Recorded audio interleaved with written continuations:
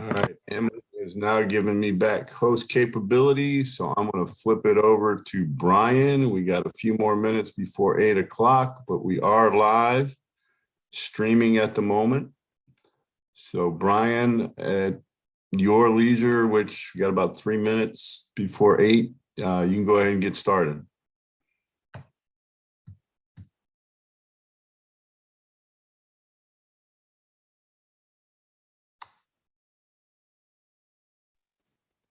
All right, we'll just give everyone till 8 to get here. It looks like we're still waiting for some people.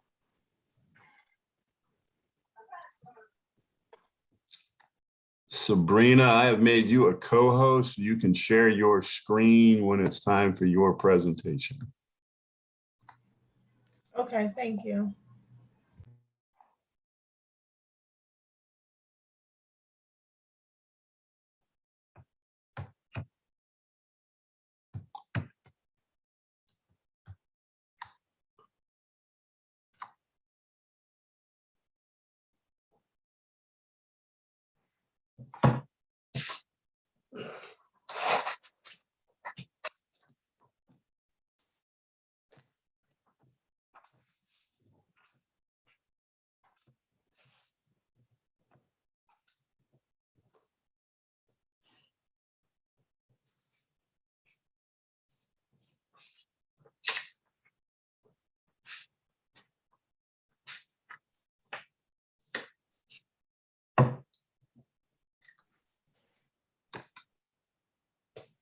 Good morning, it's Karen Phipps. Good morning, Karen. Good morning.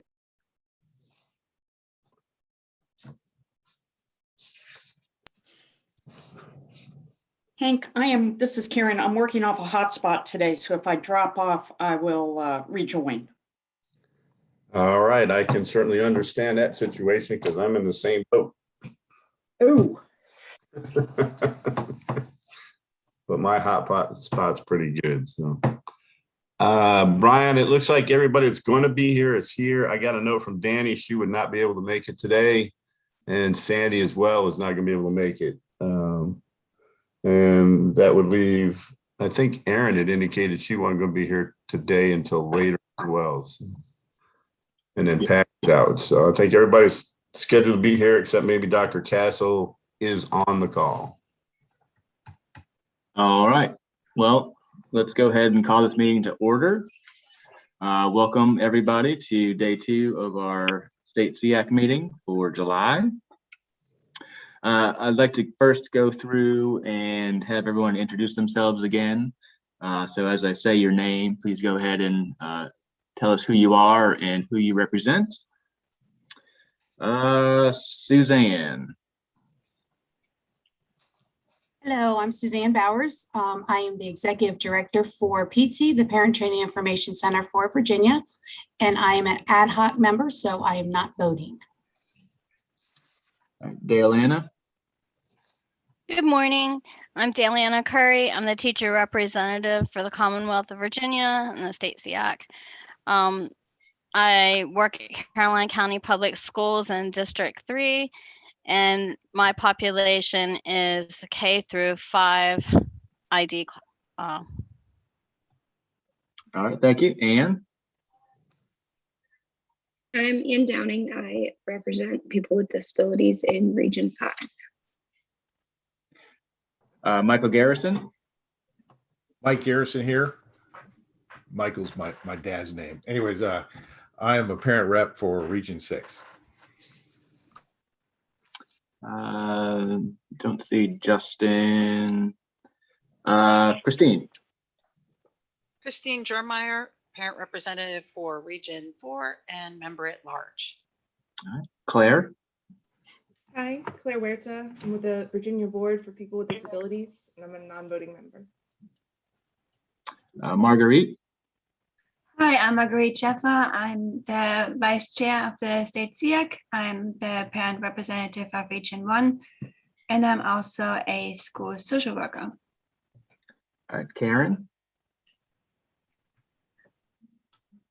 good morning, Karen Phipps. I'm the Director of Services for Children and Youth for the Virginia Department for the Blind and Vision Impaired, and we start serving children at birth. through age 22, and we serve children who are vision impaired, blind, and deafblind.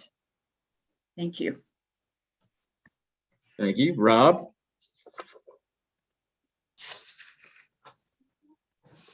Hello, I'm a person with a disability. Mary Frances? Hi, I'm Mary Frances Morris. I'm from the Department of Juvenile Justice. Amanda? Hi, I'm Amanda Kelsey. I'm the parent representative for Region 7. All right. I'm Brian Sumo, and I represent private schools, and I'm also the chair. Kelly? Sorry. Good morning. I'm Kelly Lockerbie, and I'm the parent representative for Region 3. All right. Michael Willen? Good morning. I'm Michael Willen, parent representative for Region 2 and also member at large. Okay. All right. Hank, did you want to introduce your DOE folks introduce themselves? Sure. Again, I'm the director of the Office of Facilities and Family Engagement, Department of Education, and our role, as I said yesterday, is to provide administrative support to this committee. Chiquita, you want to go ahead and introduce yourself?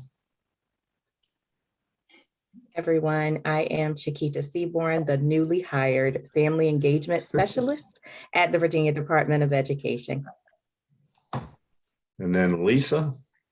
Lisa Crafton. I am the administrative assistant to Cefi, as well as the SSEAC recorder. Thank you.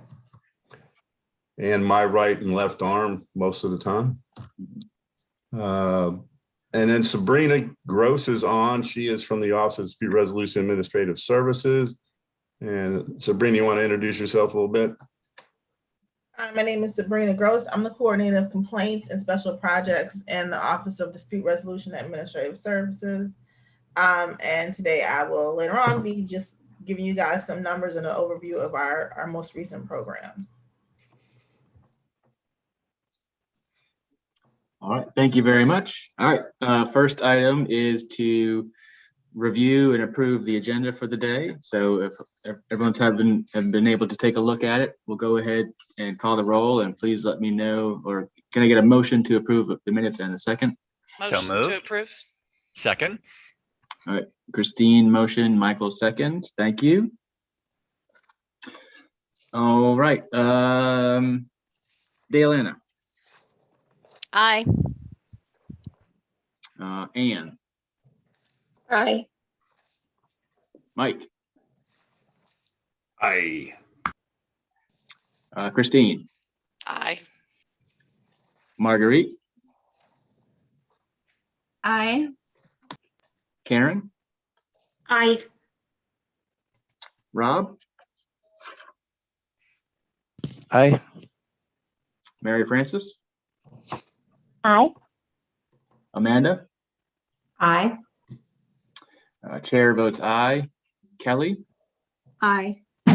And Michael. Aye. All right, the agenda for the day is approved. Thank you. And Brian, we got a bit of time. Okay. One, we have no public comment, and All right. my brief report on the comments from last meeting, but if there's some things that you wanted to do business-wise, now would be a time to do that. Okay. Well, I guess we could go over the subcommittees, and so people will know which subcommittees they're on. I'm going to go ahead and read through the duties of each of the subcommittees, and let me find my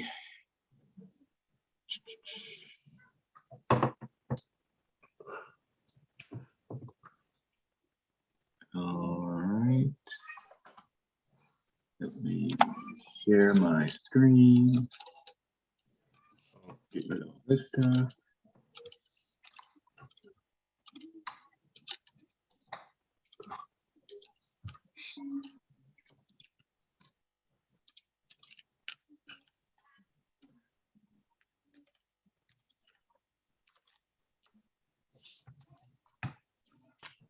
In there.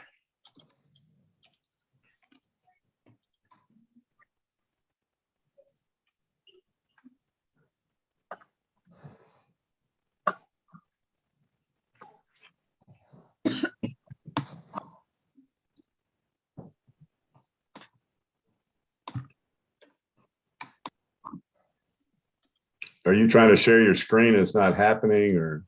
No, I'm just looking. I have a lot of stuff up, so I need to find it.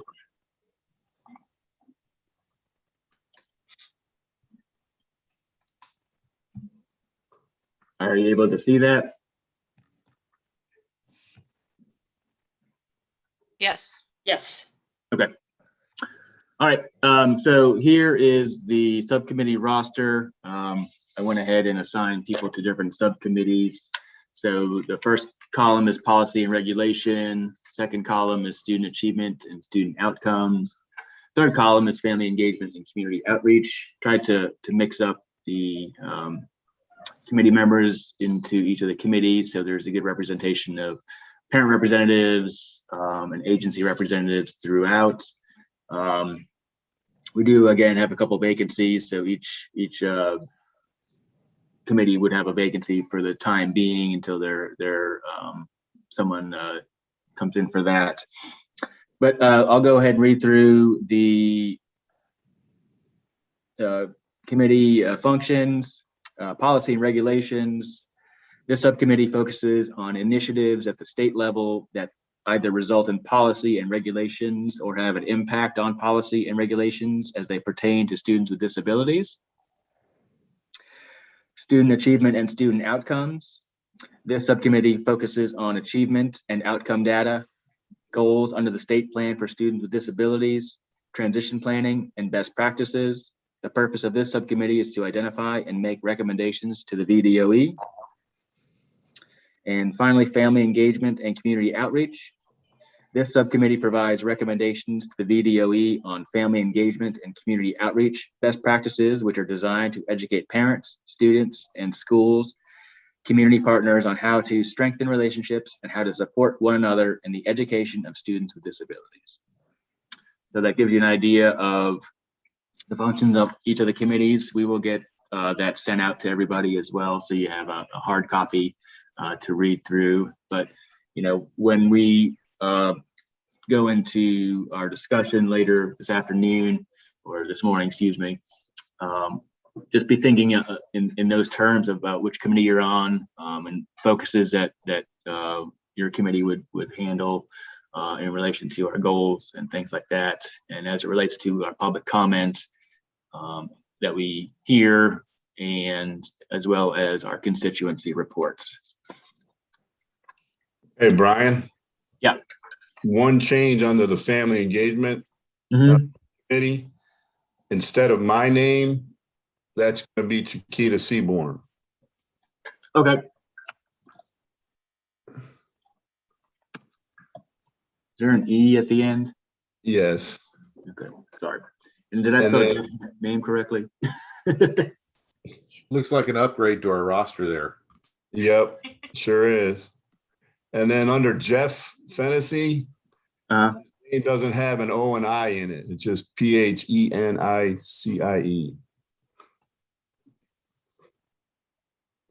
Just, yeah, you got it now. Got it. Okay, I'm sorry. I couldn't remember. No, it's all good. All right, I tried my best and I forgot to go look it up on the DOE website. So. And then I believe, Sabrina, you are the representative from ODRAS, correct? I'm going to go with yes. Okay. Excellent. Okie doke. For now, anyway. All right. Now. Right. That's right. You got some new people coming on board too. So the wealth. All right. Okay, that's good, Brian. Got those all set up. Yeah. Does anyone need me to lead this up, or has everyone got their committee they're on?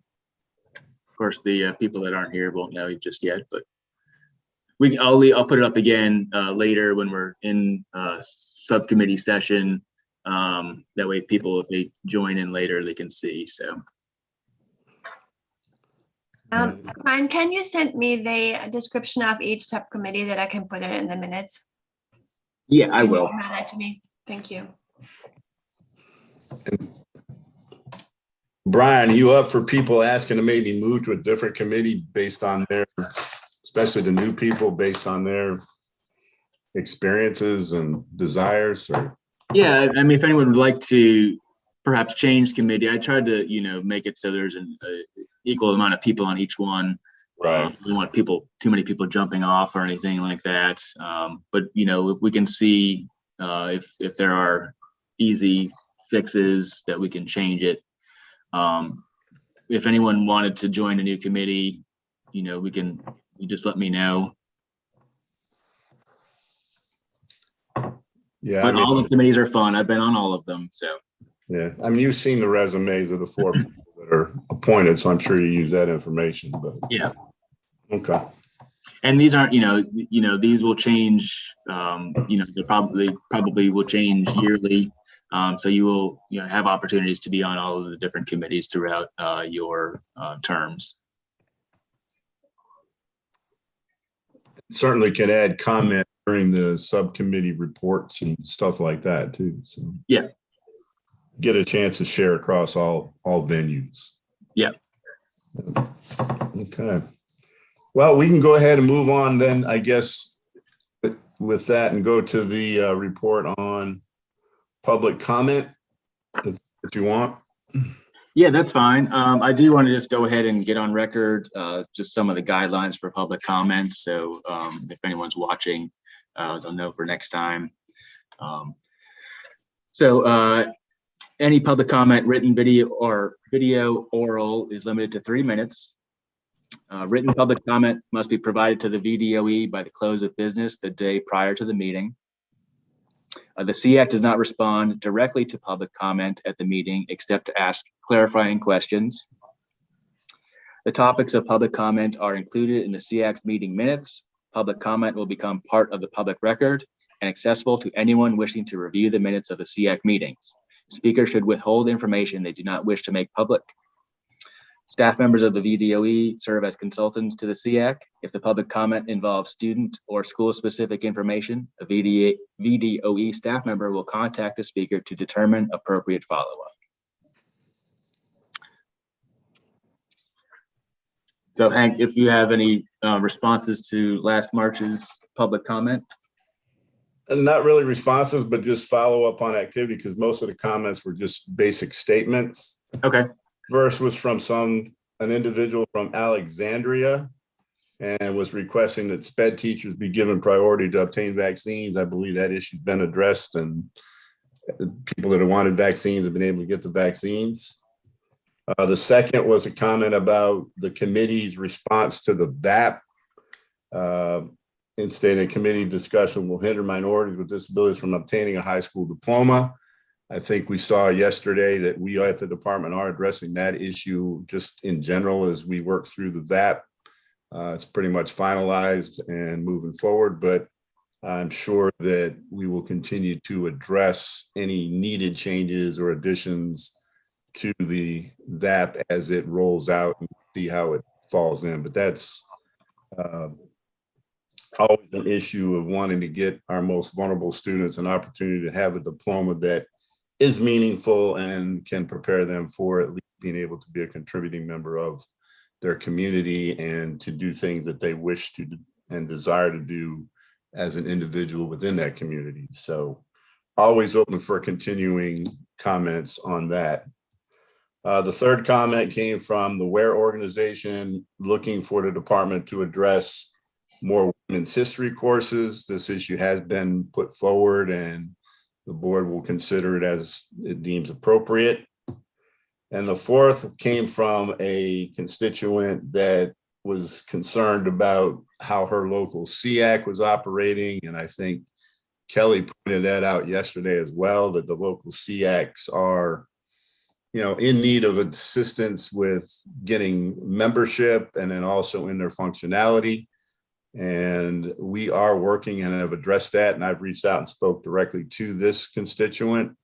about our efforts with our SEAC. We published a new SEAC training guide, or excuse me, a new SEAC reference guide, and in coordination with the Parent Education Advocacy Training Center, PTC, we have provided and are continuing to provide training for local SEACs. So I think we've addressed all 4 of these public comments from the last meeting. And I just checked again before beginning my presentation here. There are no public comments have been received for this meeting as of today, as of 8:15 on July 16th.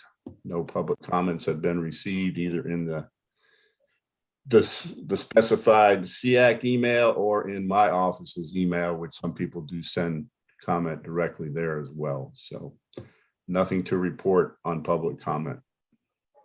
Okay.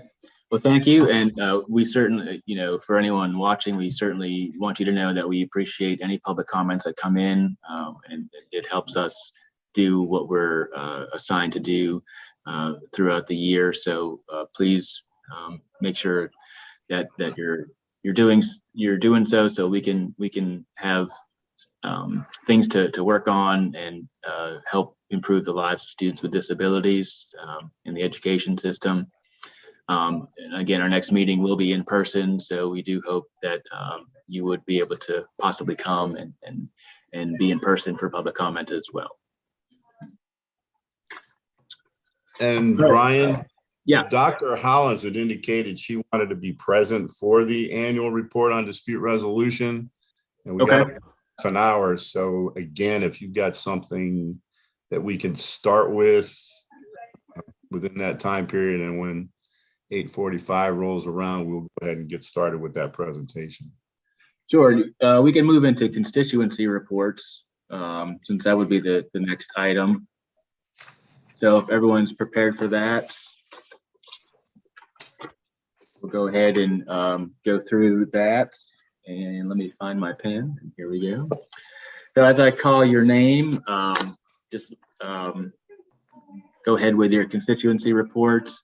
Constituency reports are, your part of your function on the committee is to reach out to your constituents and find out any concerns that they have regarding special education in the states, any things that are going on that they're working on, things that are going well, or I'm sorry, things that they want to commend people on, or other recommendations. So if you need any assistance trying to find a resource to reach out to for your constituents, please let us know. Many of our members have been in your position before.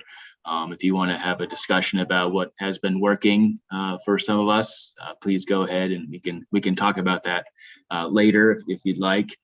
And otherwise, we'll go ahead and get started. And if we do run past 8:45, we'll stop at 8:45 and continue on during the actual constituency report time. So first, and I've got Danny's report. Oh, okay. You want to go ahead and read that? Yeah, I'll read it. She basically stated that the state's sending RFPs out earlier for traineeship grants, and the money being available at the start of the academic calendar to support future special educators. And I have provided that both to Lisa and to Patty for inclusion in the minutes. Can you send that to me too, Hank, please? Sure. All right, thank you. Suzanne? Okay. So again, I am representing PTC, the Parent Training Information Center for Virginia. And the first thing is that we are continuing to grow our staff. So it's very exciting. We have a bunch of new staff members and some new locations for PTC remote satellite offices. We are in Warrenton, the Hampton Roads area. We have like 4 people down there: Tazewell, Chesapeake, Richmond, Roanoke, Charlottesville, Burke, and Harrisonburg. So we are growing and expanding. Our top statewide trends for this quarter, transition plans continue to be lacking in the community-based experience, high expectations, and support programs.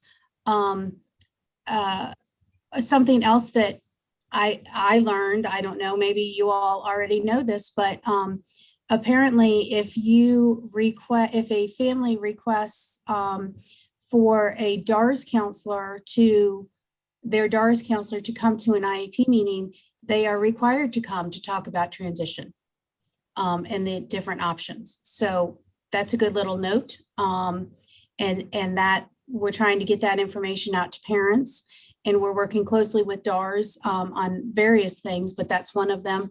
And so we're hoping that may help.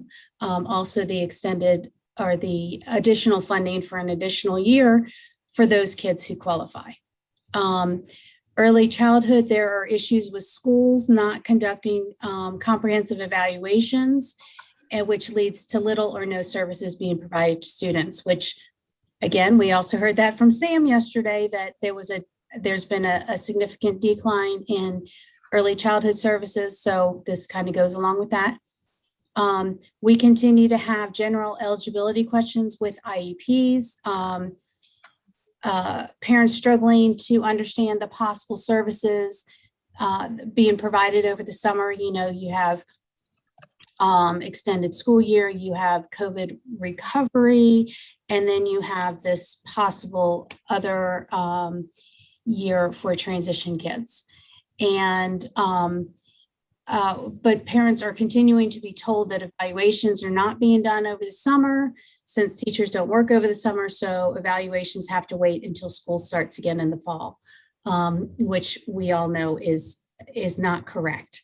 But those are the big things that we are hearing. There are lots of questions, again, still around the COVID recovery services and the extra school year. And most teachers don't know about either one. And so, you know, it's a disservice to everyone. And I heard Sam say yesterday how they're doing all this training and for staff, but it's not trickling down to the IEP teams. So I will send this. I sent this to Hank, but I will also send it to Marguerite. Is that right? Yes, please. Okay. Thank you. That's it. All right, thank you very much. Daylana. I have no report today. I think all of our teachers are on vacation. The biggest concerns were all around VAP. And my comments to the people who had concerns was we need to give VDOE time to get the trainings up and ready for us. And I heard yesterday that we will be starting those in September. So. All right, thank you very much. Jeff is not here yet. Anne? Hi, so I am representing a person with disability, but I'm also a special education teacher in Charlottesville City Schools. And so I sit on the Charlottesville City Schools SSEAC committee, and we've had a lot of turnover. So we're just trying to start back on the right track. Our number one priority moving forward is going to be parent involvement. All right, great, thank you.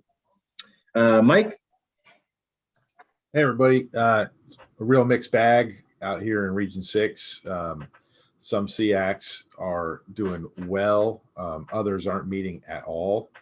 I've reached out to a lot of the school districts, and only one of them has really been very engaging. I've spoken twice at their SSEAC, so it's been pretty cool.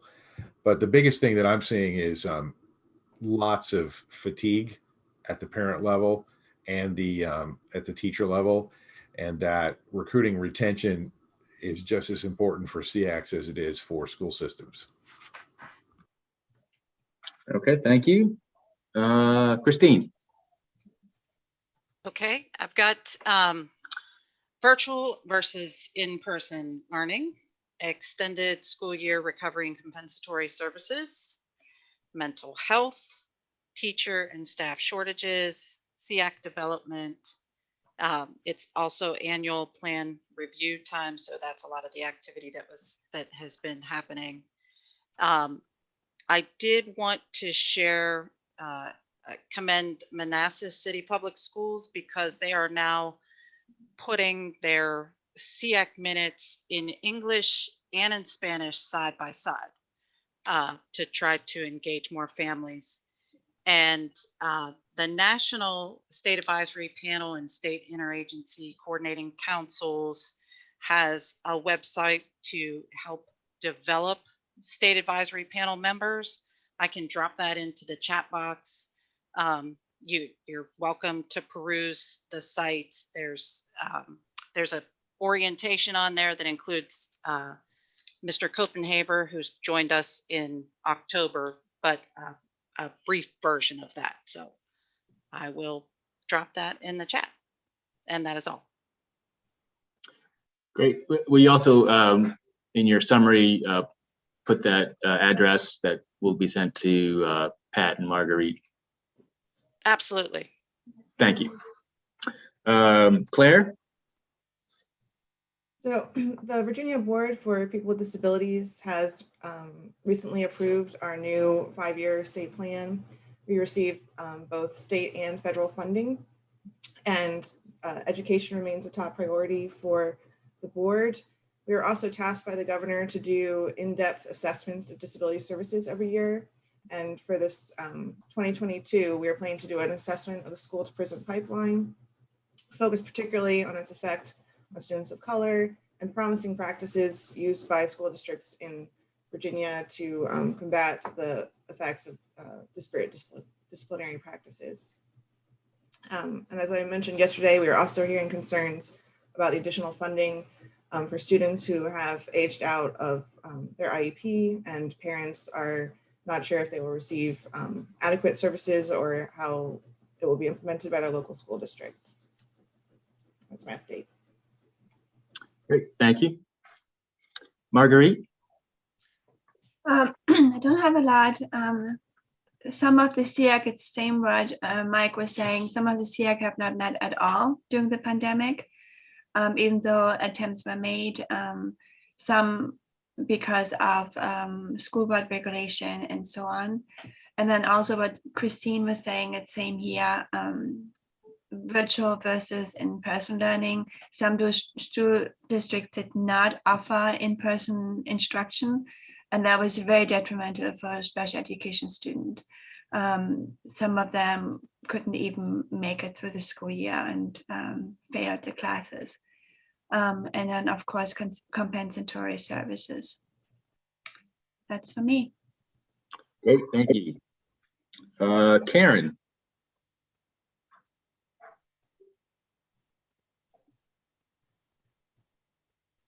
Good morning again. I think I spoke a little bit yesterday about, again, the critical need for not only early intervention, but at the school level for teachers for the vision impaired, as well as orientation and mobility specialists. I view my constituents not only as the clients that we have and the families, but also the teachers for the vision impaired that work with those students. So we have been, what that means for us as a state agency is that we only have 6 education coordinators, 2 of which are part-time, and we have 2,400 students that have visual impairments, blindness, or deafblindness. So we, as a state agency, from an education coordinator standpoint, are spread very thin. They're huge territories. They are on the road. And what this forces us to do, particularly at the infant and toddler level, because of the deficit of vision specialists for the infant and toddler coordination programs, is to provide more direct service. And that really is not our role, but you're talking about safety issues and some other critical issues here. So that's a concern. The other concern is that one of the primary diagnoses now is cortical vision impairment, referred to as CVI. It is not, it's a condition where the brain does not process information. So it's not a visual impairment that most people are familiar with, and the teachers as well as parents are really struggling. So we have done several webinars. We're getting ready to start one in March. The webinars so far have been for professional staff. We have reached out and invited not only teachers for the vision impaired and orientation and mobility specialists, but also infant intervention specialists, OTs, PT, speech and language pathologists, early childhood educators. So basically whatever staff is working with a child with a visual impairment, or if they think they might, we've included them in these webinars. We have one starting August the 12th, and that's going to be a 10-hour webinar over 5 Thursdays. The other thing is, because parents are struggling with this as well, we're doing a parent webinar. Our focus for the professional staff is to help identify the characteristics and to work on curriculum and plan development. And for the parents, it's to give them a better idea of what should be in place in the classroom and how they can support these children at home. Thank you. Great, thank you very much. Rob.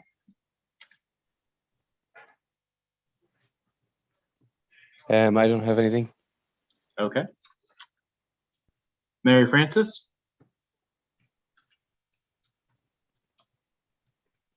I can get off mute. Good morning. From Department of Juvenile Justice, and we have one concern and 3 highlights. So our concern is, just like everybody else, we expect to face some challenges related to COVID when we return in person, and we are making social emotional learning a priority. And we're going to be working to identify and fill any of those learning or skill gaps that the virtual environment may have created. Our highlights is that all of our staff, including our SPED teachers, have returned to the building full time. This summer, our in-house professional development offerings were all in person.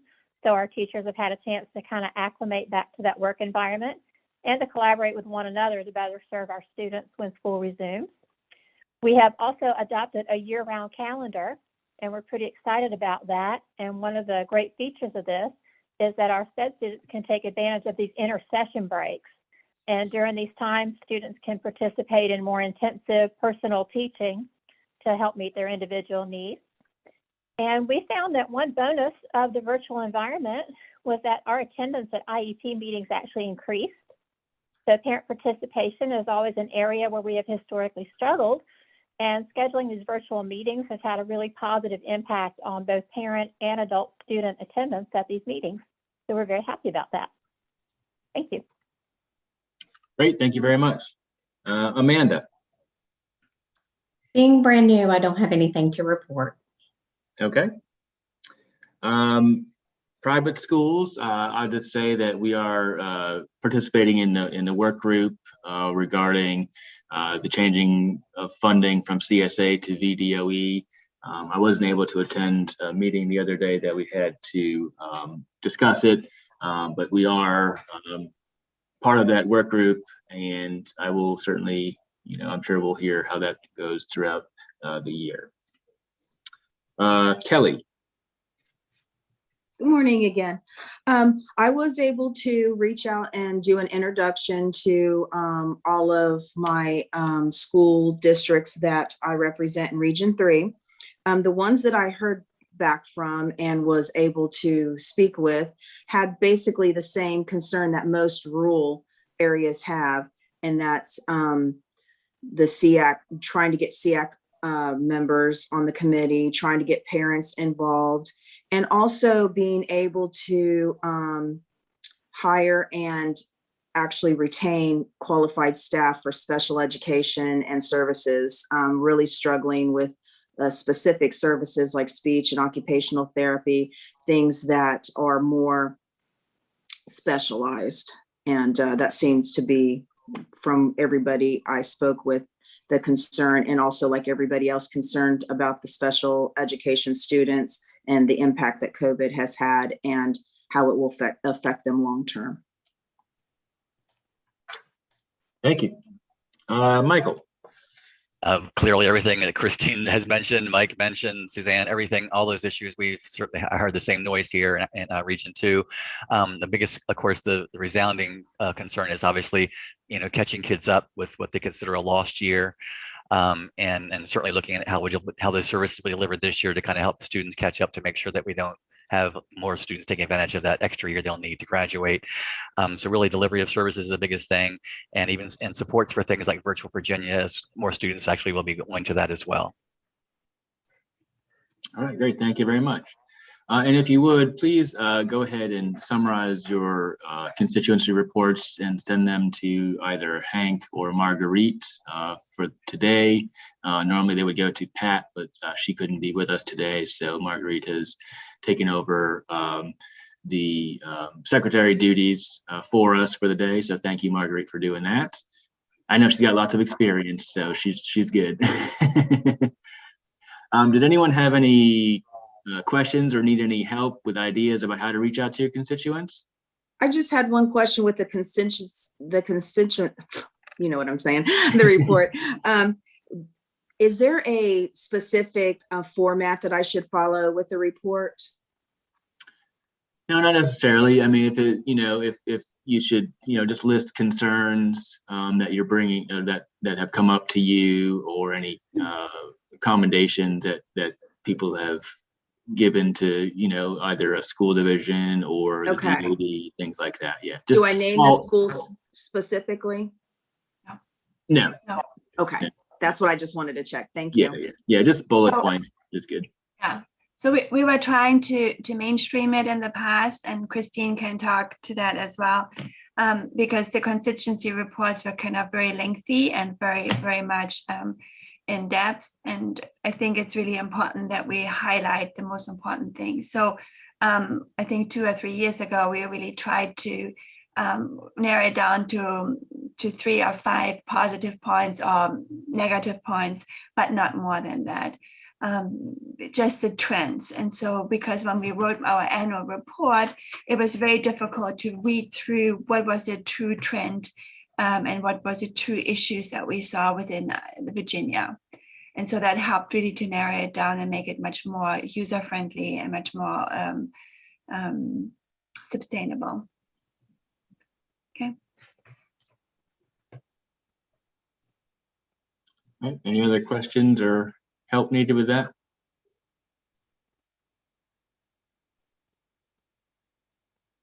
Brian, can I ask a quick question? You The may. goals that we started to work on yesterday, can we sort of revisit that to see, now that everybody knows what committees they're on? Yeah, is there well, time to revisit, or? Not right this second. We'll have time. okay. We've gotten through our constituency report, so we'll have a pretty good amount of time just as subcommittee discussions and full committee discussions, so we can discuss it then. Okay. Right now, I just recommend maybe we just take a 5-minute break, because our presentation is supposed to begin at 8:45, and that'll give time for Dr. Hollins to come on. So if everyone's okay with that, we'll come back at 8:45 and get started.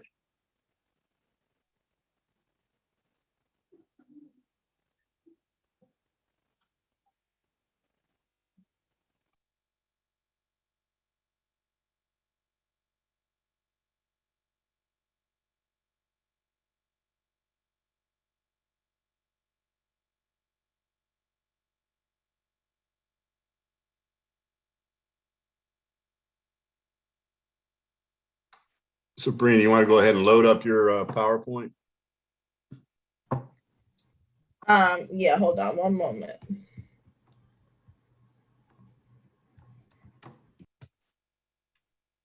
I just sent Sam a text to see if she's still planning to join us, but I haven't heard back yet.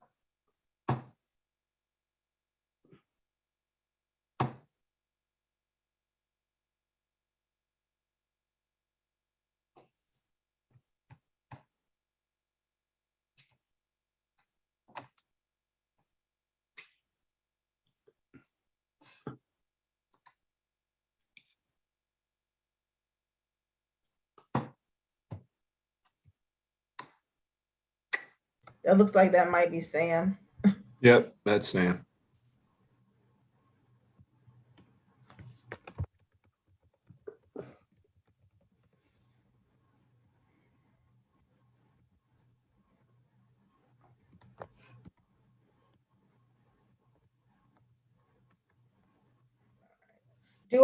I'm just gonna share my screen. Is that what you want me to do? Yeah, that's up to you. Yeah. Oh, okay. I'm next, right? Yeah, you're Or next. Sam next. Okay. No, Sam's not presenting. She just wanted to. Oh, okay. All right. Yeah. Just trying to connect the audio.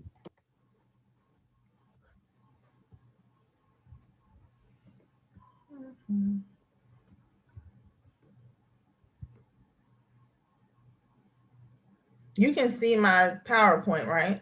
I can. You're on like slide 10 though. Okay, I'm gonna go to slideshow. There you go. Slideshow. From the beginning.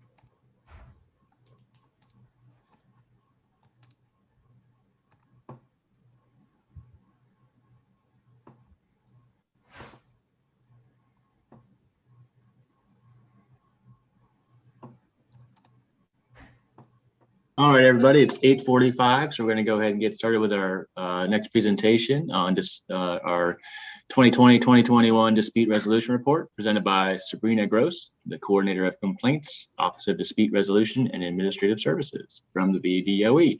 Welcome, Sabrina. Thank you for coming and joining us today. Thank you for having me. So this year, I'm just going to give you guys an overview of what the numbers are for this year. I know typically we show out some of the cadre information, but that information is 2 years old. I was looking at is from 2018, 2019. And of course, with COVID, it just really feels very irrelevant. So I'm not going to go there with some of the cadre stuff. In general, though, do know that the Virginia Department of Education and the state of Virginia falls right in the middle with the amount of dispute resolution reports that are filed, and that includes complaints, due process decisions, and mediations. So let me move my face. I can't read my own slides. The objective for today is to just provide an overview of the dispute resolution services within VDOE and the Special Education and Student Services Office.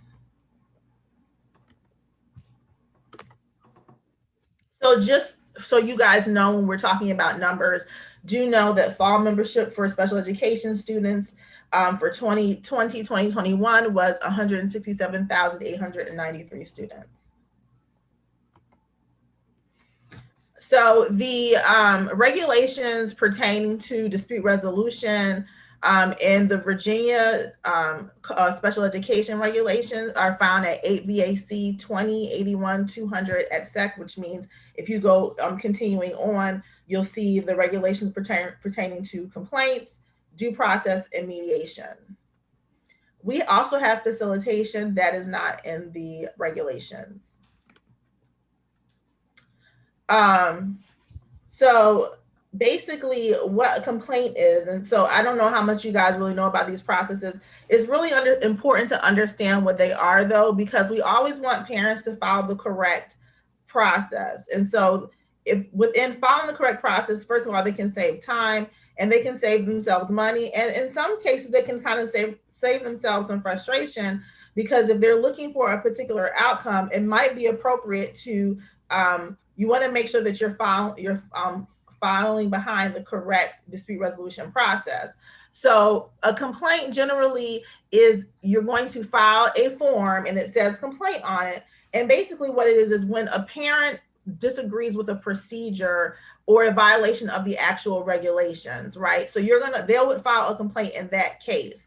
And what happens is we will look at the violation based on the regulations, and we will make a determination of whether or not the division violated those regs. It really is the baseline regulations. And so sometimes it can be really frustrating because it's really not a best practice determination. It is a determination of a violation of those particular regulations. So the complaint trends for this year, which we actually trended down, which you'll see that is a trend in all dispute resolution. We had 99 complaints this year. That's down from 132 complaints that we had the year previously. And I would say that generally 132 is actually the correct amount of complaints that we have. Occasionally we have a little bit more, occasionally we have a little bit less, but typically it's 132. This of course makes sense given that for about a quarter of about half of the year or less, children weren't in school and, they were kind of home with their parents. And I think people were just kind of basically were trying to survive. So they didn't really have time to really file a lot of complaints. Out of those 99 complaints, we had 58 processed, which means that a report was written. If a report isn't written, usually it's because either A, we found that the complaint was insufficient, meaning it did not allege a violation of the regulations.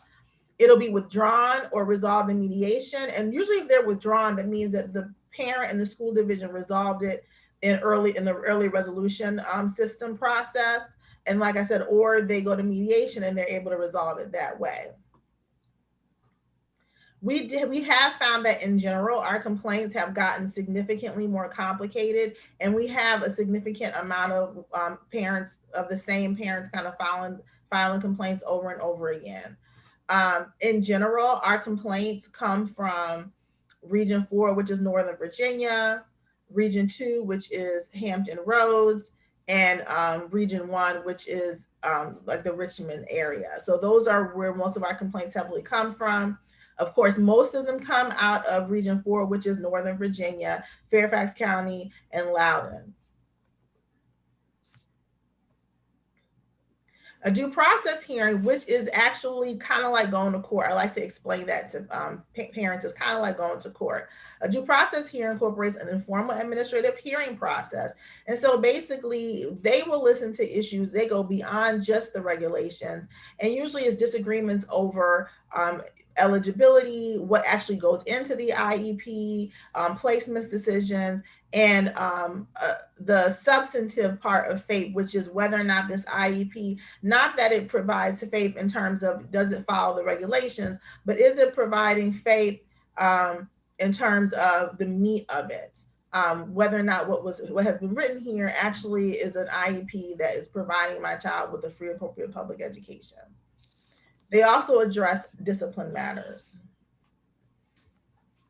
So for due process trends, we found that there are, again, much like complaints, a large percentage of them come out of Northern Virginia. Let's see here. I'm trying to get, where's my, oops. Sorry about that, guys. Let me go back. I was trying to find my cursor.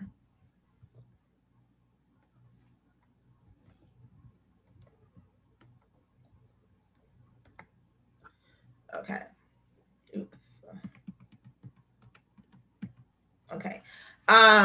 So filings were slower at the beginning of the year, and they picked up as the year went on. And that was kind of the case with every dispute resolution process where, of course, because of COVID, people were not writing complaints, but then towards the year, we started to get more because school was back in session and people were getting maybe some virtual only, and they were very concerned about that.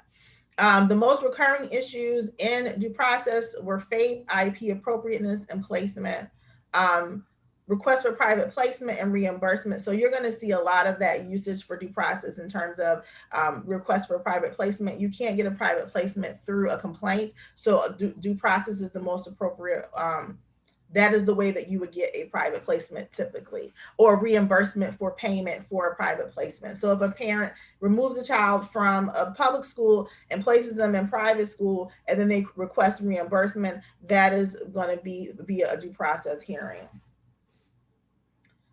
There was a significant decrease in expedited cases, which means that they move a little faster.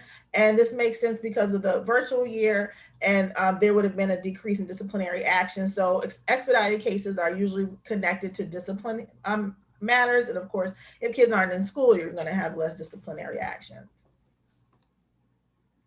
We continue to see that most cases are withdrawn prior to being fully adjudicated, meaning before they actually get to the hearing officer, and the hearing officer makes a decision, either because they're settled at the resolution meeting or for mediation or in mediation. So basically, similar to complaints, a large part of disputes are actually able to be addressed either through the parties directly or through the mediation process. Mediation is a free voluntary state administered process. So basically what happens is we have an impartial mediator who is trained, and they work with the school and the parent, and they meet with them to come up with a resolution. And that resolution is then written down in a mediation agreement, and the school division follows it.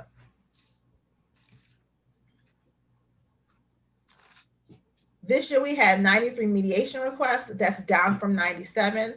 Mediations were down, and we actually attribute this to some of the stuff from the OSEP report, which some people kind of read it as that our mediation process is not objective. Of course, we know that is not accurate. However, that was a concern. We will say that they were finally ramped up towards the end of the school year, and people started to really use mediation again, which is great because you're really going to get more of the satisfaction of what you need out of mediation.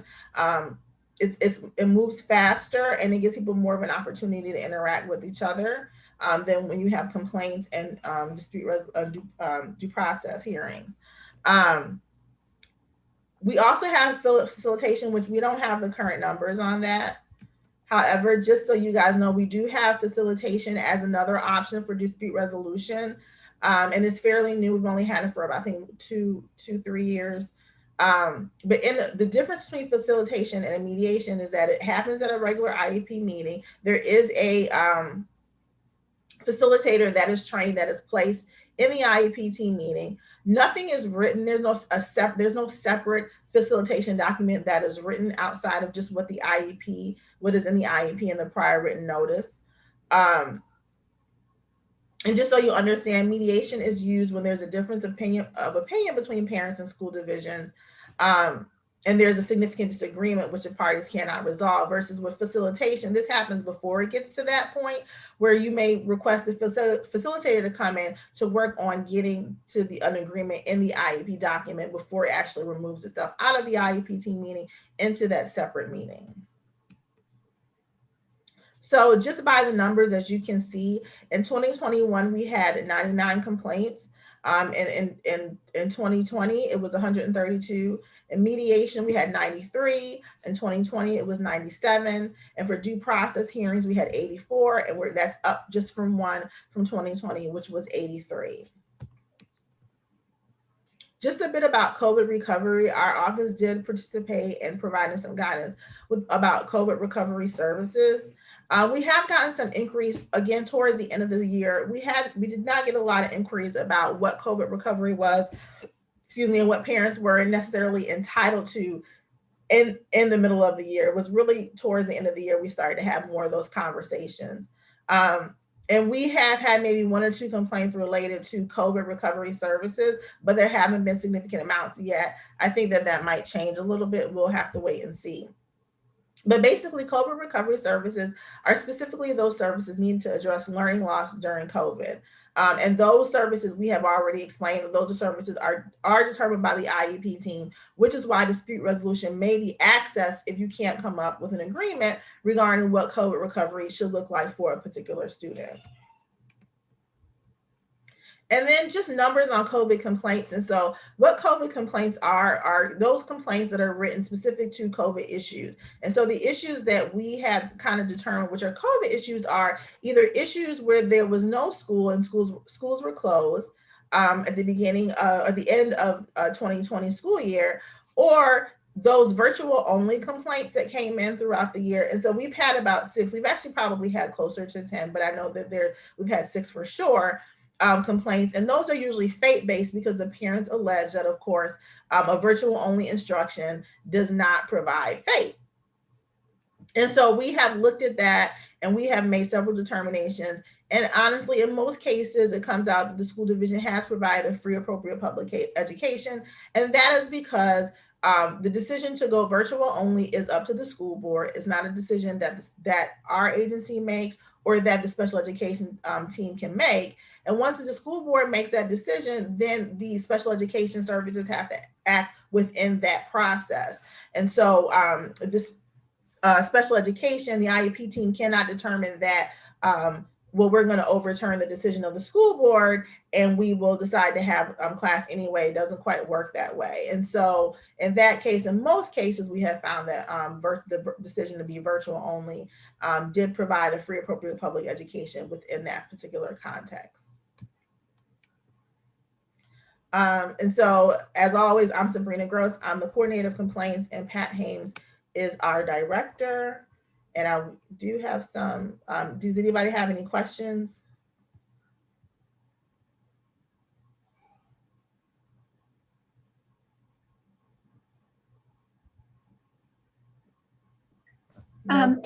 Sabrina, can you explain the last thing a little bit more clear? So there is a conflict if the school board decided to only go virtually during the pandemic, then students who really need the hand over hand, the in-person learning, those students really suffered.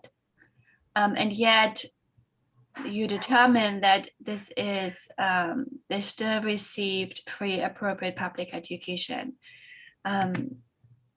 This is, for some parents, this is really hard to understand. So that's because, and the reason that is because free appropriate public education is based on the services that are actually available and provided at the time. If the school boards have decided that they're only going to provide virtual learning, then it has to be faith within that virtual, within that particular learning environment. So, and if you kind of look at Andrew F., which is our seminal case of special education and faith, what they look at is based on that child's unique circumstances. And in that case, the unique circumstance is a virtual only education. One thing that we can't do is we cannot force school boards to decide to open up school. Now, you know, this is something that's continuing that we're going to see down the line. There may be some legal changes moving forward, but right now we don't have any case law to make any other kind of determination. So that's where we are with that. It's not that we don't understand that it can be frustrating. And of course it's frustrating because I'm actually one of those parents that has a kid that virtual has an IEP and virtual did not very little for her. And that was indeed frustrating, but I also understand that, you know, this is kind of what was offered. The school divisions were making decisions based off of the health of children and families and teachers and that sort of thing. And so based on that particular decision, if virtual was the only thing that was offered for the safety of for kids and staff, then we have to make a faith determination within that virtual, within what was provided virtually. Thanks, Sabrina. That makes sense. Okay, that was helpful. You're welcome. Anyone else? Nope. Okay. Well, thank you all.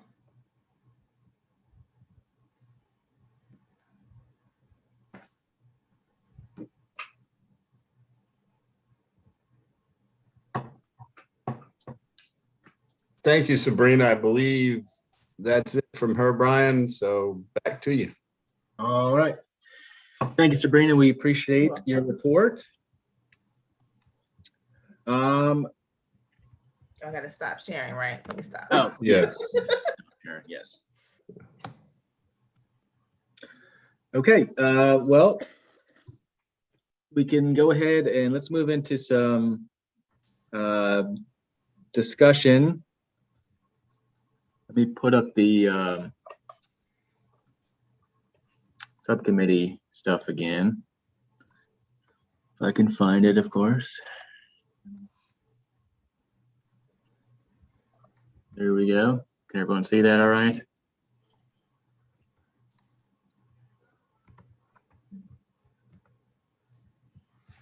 Yes.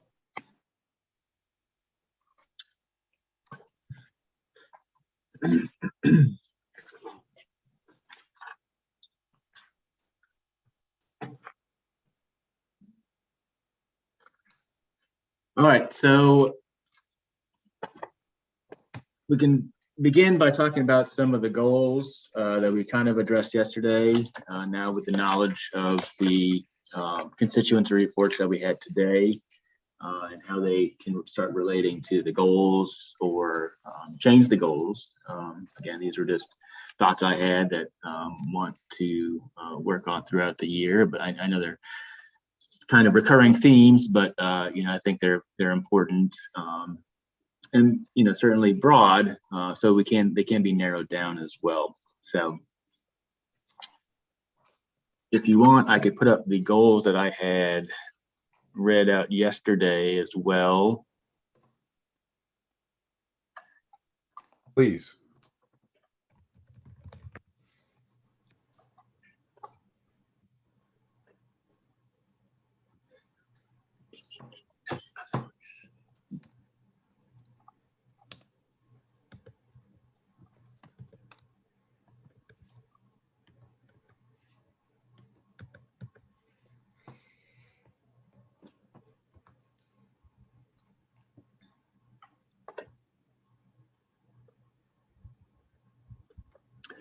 And we can add to these as necessary. Can everyone see that? Should I make it bigger? Please make it bigger. Whoa, sorry. How's that? Much better. Thank you.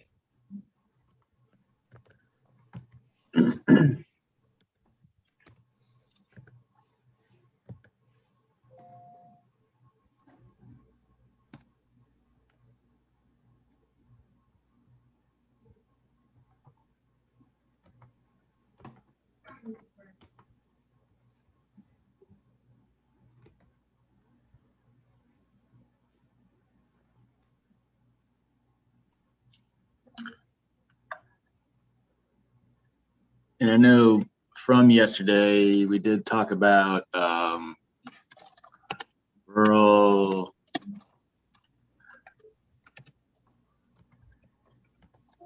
this was a concern.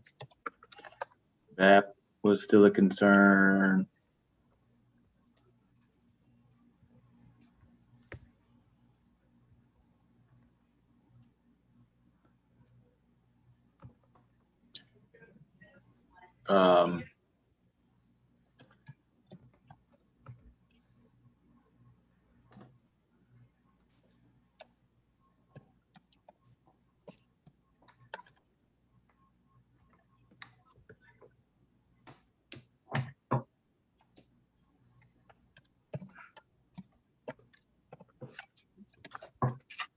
Behavior management and trauma.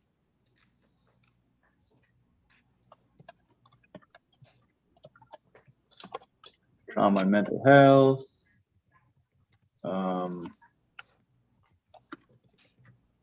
Or vision, impaired,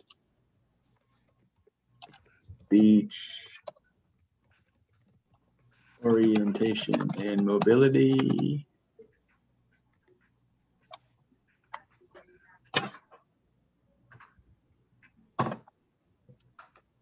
Lack of psychologists in schools. I think that's what we got from yesterday's discussion. So I think, these kind of fit into the goals at some point. Would anyone have any other thoughts they'd like to add from our constituency reports today?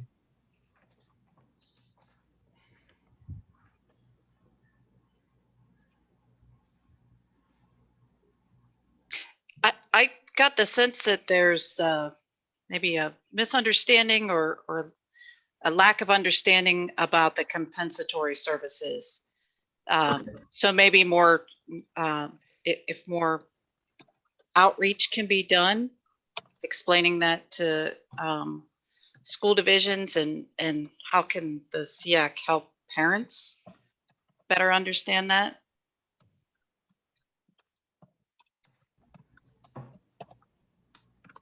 Okay.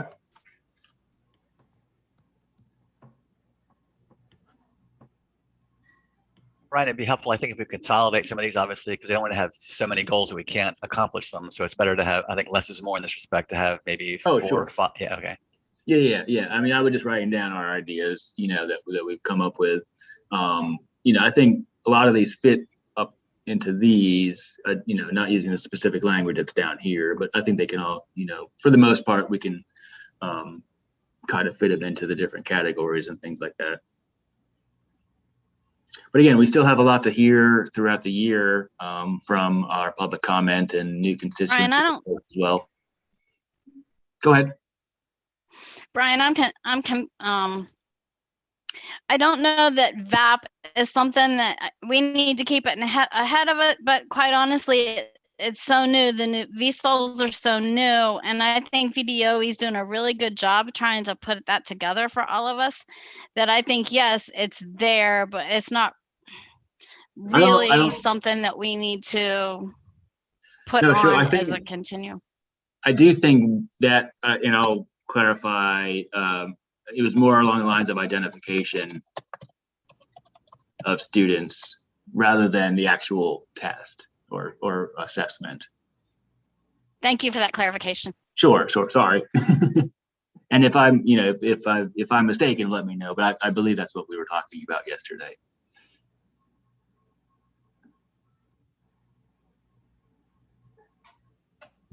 I hate that I can't see everybody.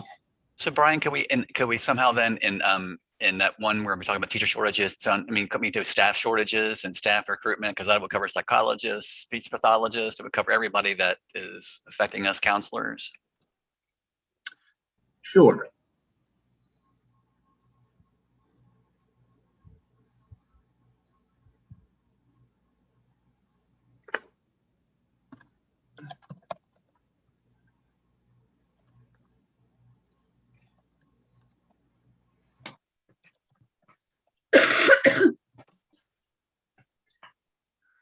Any other professions we should put in there? School social workers.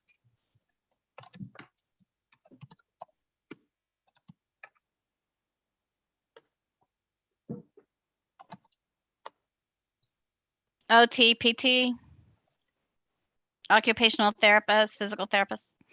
And speech. Well, and then the vision impaired. And then, yeah, vision and hearing also. You can say vision and hearing impairment. This is Karen. I was just going to add that, so thank you. Yeah. Mm-hmm. Correct.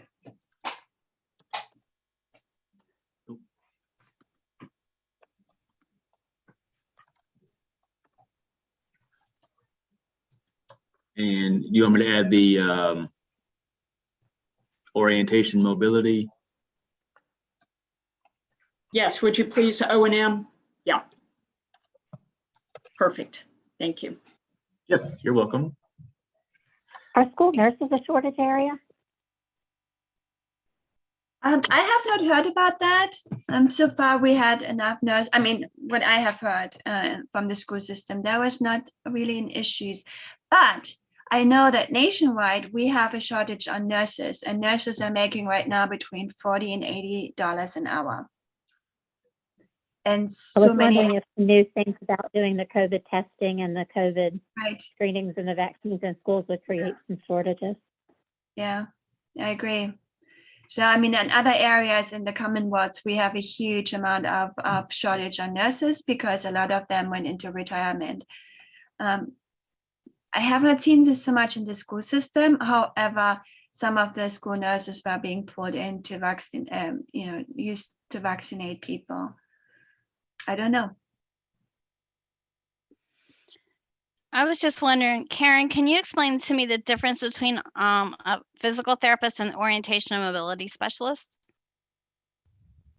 Sure. So an orientation and mobility specialist works on independent living skills related to navigating your environment. So they are the ones that are teaching people with vision impairments that you see using the white canes. And, Thank you. you know, physical therapy is more in strength training and regaining motion, where Thank this you. is more, independent travel. Thank you. Brian, what about the JLAC report? I mean, the JLAC report had huge, new laws were put in place and a lot of implication from that report. How does this fit with our purposes on the state, SEAC? Well, I think, since the JLAC report has come out, all of those recommendations are being worked on already at the state, through BDOE or, through the legislation that went through. I'm not sure there's much else we can do for that, other than maybe just receive updates on those recommendations that they gave and where they are in that process. We went ahead and submitted, I think we submitted a letter was submitted. I think the Virginia Board for People with Disabilities submitted a response to that and their support of the different things. And we included that as well in our annual report. So I'm not sure we need to do much with that other than maybe just receive some updates on it. Brian, we can talk about that when you start talking about future meetings. Maybe we can get Sam or myself to just kind of bring you up to speed on what we've done and where we're at with some of the key Thank you. JLARC studies, both the SPED one and the CSA one, because it does have some things that might be of interest to the committee to want to provide input on and or just to see where we're at, especially in the SPED arena. So we can talk about potential presentation maybe in October, but in December as we wind down through some and get ready to prepare reports and all. So we can talk about it then. Cool. All right, that'd be good. So Brian, are we going to be springboarding from this then into our three groups and kind of dividing up those pieces and saying, so group programs will be talking about this, yada, yada. No, Is that how you see it? Not right now. We don't have the capabilities of splitting up. So we're just going to talk as a big group for this time. But in October, we will be able to split them up and discuss, in more detail as our committees, and we can break them up to, who will be discussing which one and those types of things. And again, of course, through the public comment and constituency reports that we receive, we'll discuss in further detail too. Thank you. And the issue isn't that we can't do subcommittee work or do breakout rooms in Zoom. It's just because we're live streaming, we can't do 3 live streams at the same time.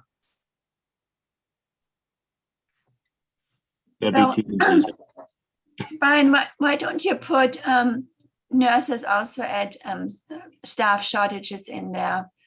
I think it will be an issue further down the road. Okay. Thank you. Yep. This is Claire. It kind of goes along with keeping on top of the JLARC updates, but we may want to add getting updates on the CSA work group. I know several of us sit on that work group, but it is important to the work of the SEAC.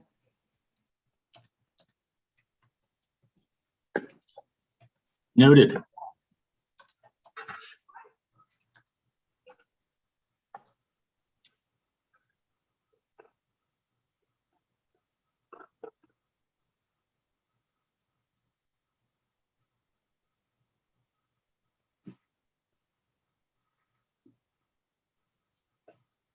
I think this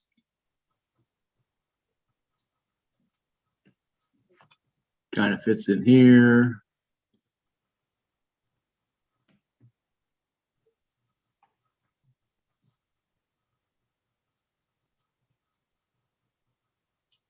I think you've got a pretty ambitious agenda right there, Brian. Well, you know, I would agree. I'm an ambitious person. I know it'll get broken down and stuff. Well, I didn't mean that to sound negative, if that's the way it came out. I'm just saying that. Oh, no. Plenty of stuff on there. Yeah, yeah. Well, you know. And you can always add if we, you know, you get through it and whatever. So. Yeah, I'm just. I think also a trauma mental health goes in there as well. Yeah. Yeah.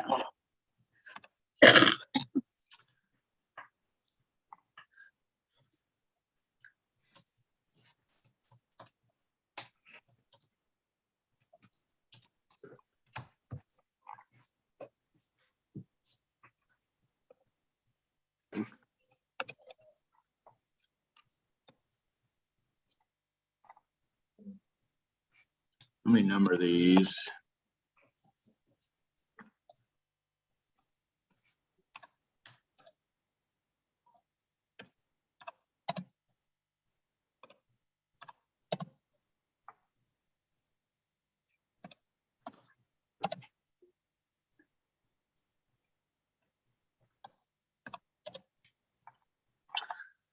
All right. So we have 6 goals. What about these last 3 things? Are they separated, or do they think they fit in anywhere? The VAP, identification of students, teacher programs, and compensatory services.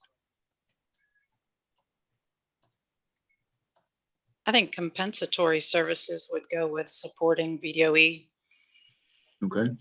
And assisting with their initiatives, and the teacher programs, including SPED, if I'm not mistaken, that was Anne wanting general education teachers to receive more special education training. Yeah. Yeah. So, okay. Yeah, I don't think that really fits under anything else. Yeah, that'd be a separate item for sure.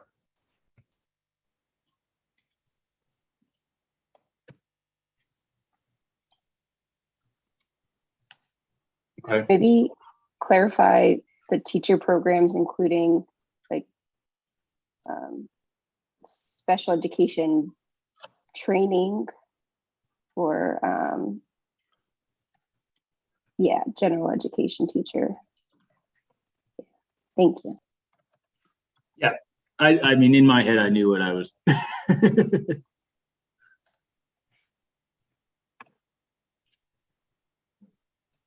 Yeah, and that's always been a big one for me too. I think we've gotten better at that. The DOE provides, you know, some things, you know, education-wise, webinars and things like that, which has been helpful. I know we did talk about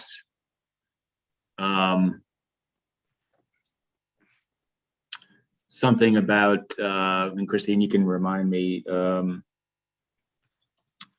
some sort of maybe webinar or module about IEP teams and who's members and how it was run and stuff like that. Did we do something like that, Christine? I don't recall that we did something like that, but that is something that came out of the JLARC report. Okay, So that's what. Okay. Probably something that VDOE would be doing. Yeah. Okay. I know PTSI does their capacity building training. Yeah. Around IEP teams. Yeah. Daleana, do you know of any specific areas where you're feeling number 8 is not being met? Is there a specific, you know, topic or a specific way of addressing that would help us focus that direction? I know that this has been a chronic problem, and honestly, I was in a program through the Council of Exceptional Children several years ago on the national level, where we got together and discussed on the higher ed level in the general as they're going through the teaching programs nationally, even that this needs to be addressed early on for teachers and not just after teachers have been teaching 10, 15 years, whenever things change and shift throughout the SPED programs, nationally. So I still feel like this needs to really be hit early on, because some of the older general ed teachers don't want to change what they have, if that makes sense. Like, they are good at their discipline, at what they're teaching, but not all of them are able to understand or willing to change what they've been doing for a while for our SPED students as we continue to move forward into full inclusion. Well said.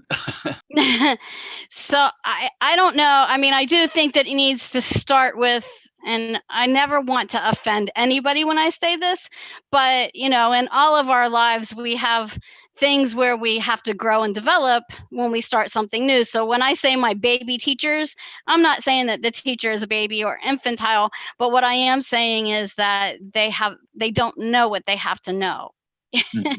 And so it's easier for us to really try to start that in the higher ed level, helping them to understand inclusion. And I know I go back to the inclusion that Radford was doing, the inclusion program, the 5-year initiative, all that was learned in Charlottesville and Roanoke area. And I would really like to see more of that.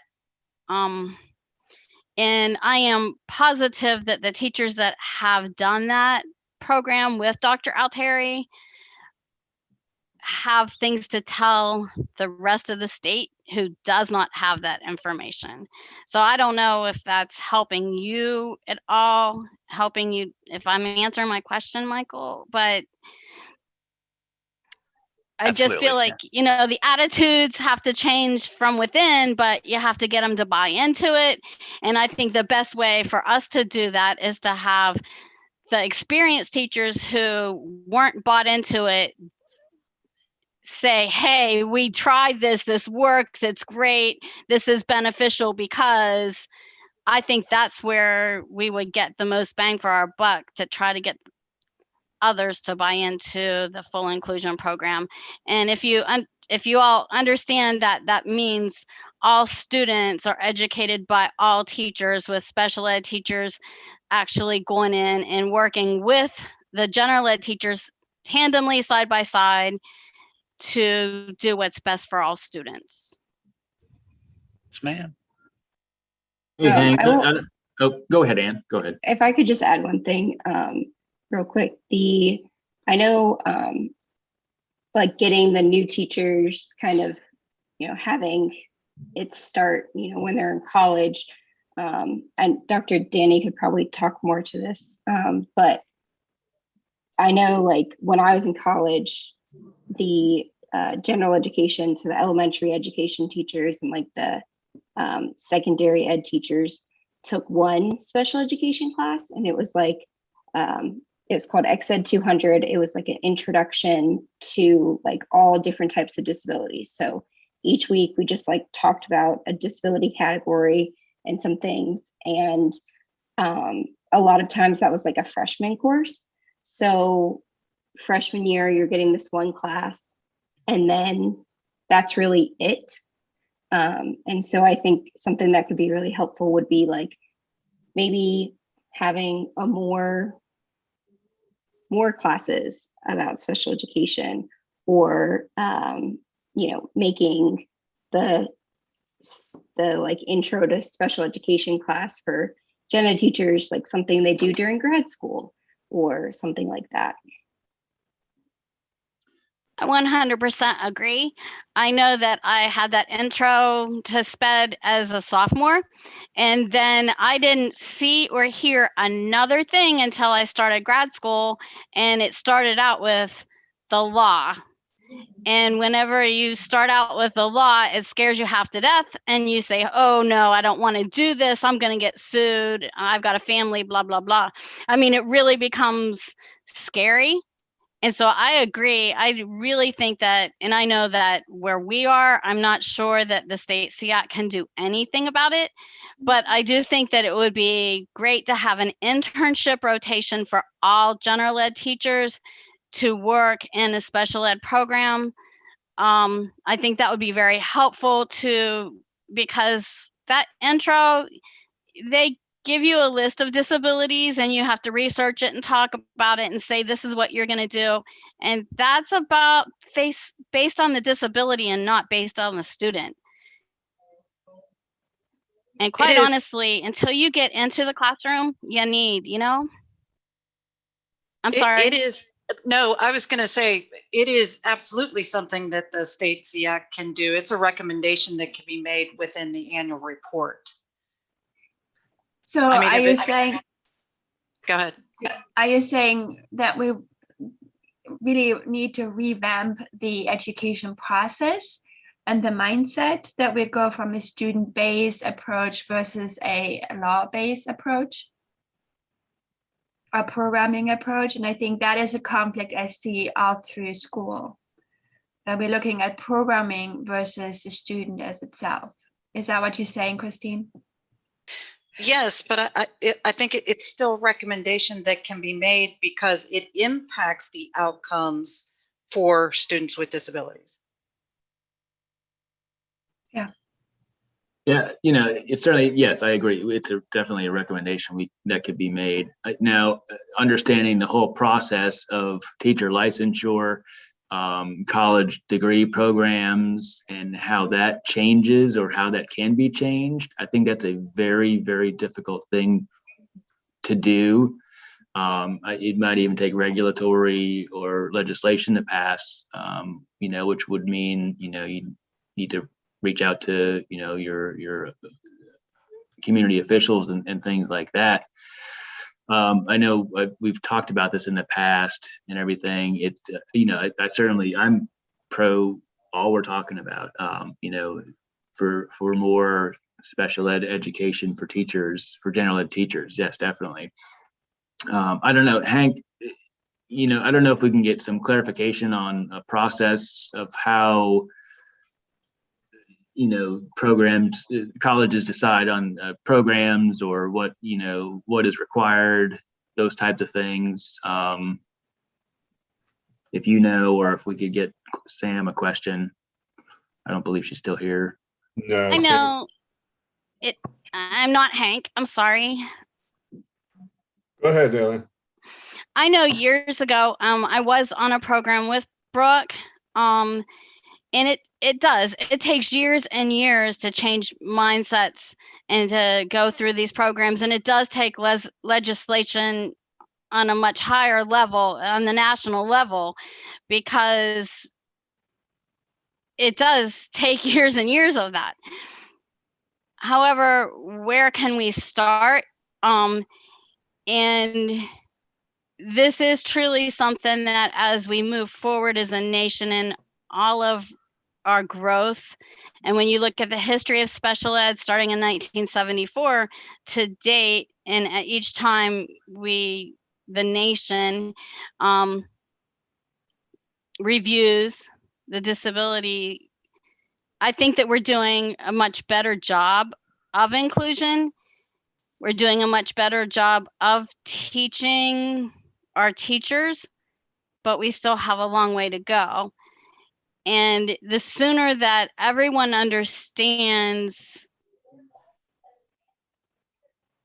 we educate all children and all people are people, the sooner that we do that in the colleges, the younger we start. When we start with kindergarten, include all children, and don't have separate classes, the sooner we're going to be shining even better as a society. So back to how can state SEAC make recommendations that are going to be impactful for the Virginia Department of Education for our students? That was the question I said with, I don't even know if we can. Hey, Brian. Yes. Can I chime in? Yeah. So I did a post on LinkedIn yesterday about how I've spent 16 years working on toileting with my severely autistic son, with significant success, but we're not all the way there. If we hadn't started, we'd never be close. Mm-hmm. If we hadn't started, we'd never be close. And this is the real success paradigm, which is you break it all the way down, kind of like an ABA thing. You break it all the way down and you say, okay, what's the smallest step? And you start, because we're not going to do it perfectly. It is a huge thing. But I will say, like, you know, our society and our state has come an incredible distance, because when I was a kid, we never saw special needs kids ever. I think I saw them twice in my entire education, right? And it was brief, and, you know, it was not positive. And so I think we are closer than we realize, but we just have to get started. And the real big question isn't whether or not to get started. And it's not even how to get started. It's like, what are the options? What are the options to get started? And we can do polling. I mean, there's just so many different things we can do. I would almost put it out to each subcommittee and say, okay, you know, how can we start to affect change? Right. And because there's different aspects. I mean, obviously, family engagement and client, community outreach, that's a big thing to try and get more special ed kids, teachers. But that's my thing. It's like, if you don't start, you'll never, ever, ever get close. And the real challenge we have is we need more talent and we need more teachers, because when we have that, when we have those people, everything else gets possible. Without that, it doesn't matter. Mm-hmm. I agree. Absolutely. I love that you said that you're breaking it down, but I think we need to go a little bit broader. I just heard in a report in NPR this morning that firefighters only get $15 an hour, and we have a shortage in firefighters, especially in California. The reason for that is that $15 an hour is not cutting the cost of living. And so we have the same problem with teachers. That is an issue, that we have a whole industry that is underpaid. And people cannot live from that income. I have so many teachers in our school district who have to work second jobs just to make a living.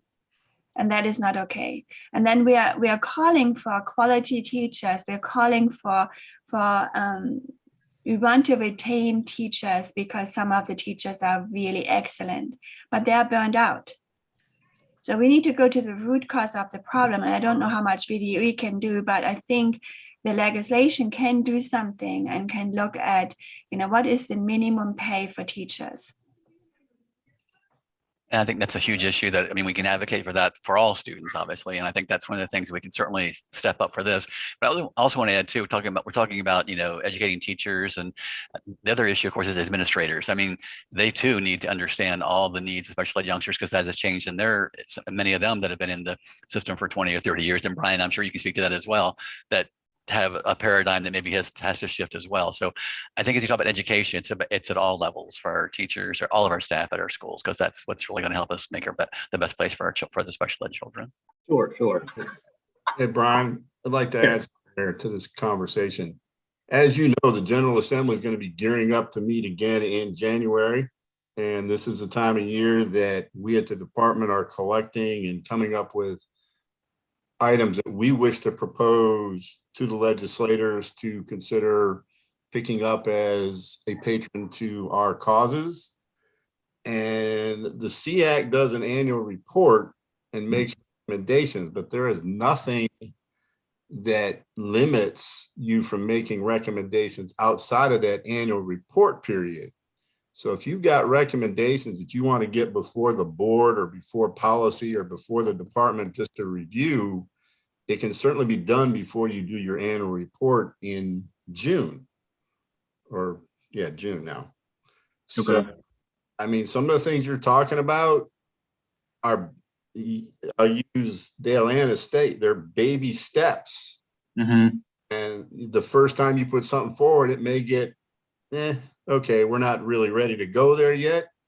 But if you keep on and keep putting on and adding additional rationale for it to go forward, it may eventually get picked up, maybe the second go round or whatever. So my recommendation would be that you take that under advisement. And if you come up with some recommendations, you don't need to wait till the annual report period to bring them to my attention to pass on to Dr. Hollins, to pass on to whomever.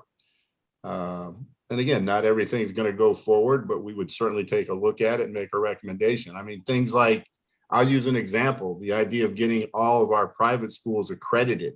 I raised that question 3 years ago. Mm-hmm. It finally went through this year. So, you know, Okay. it takes time, and you keep adding rationale behind it. You provide additional data, and things eventually go on. Other things, the restraint and seclusion regs, that took some time. You know, the idea of getting dyslexia as a requirement for teacher endorsements.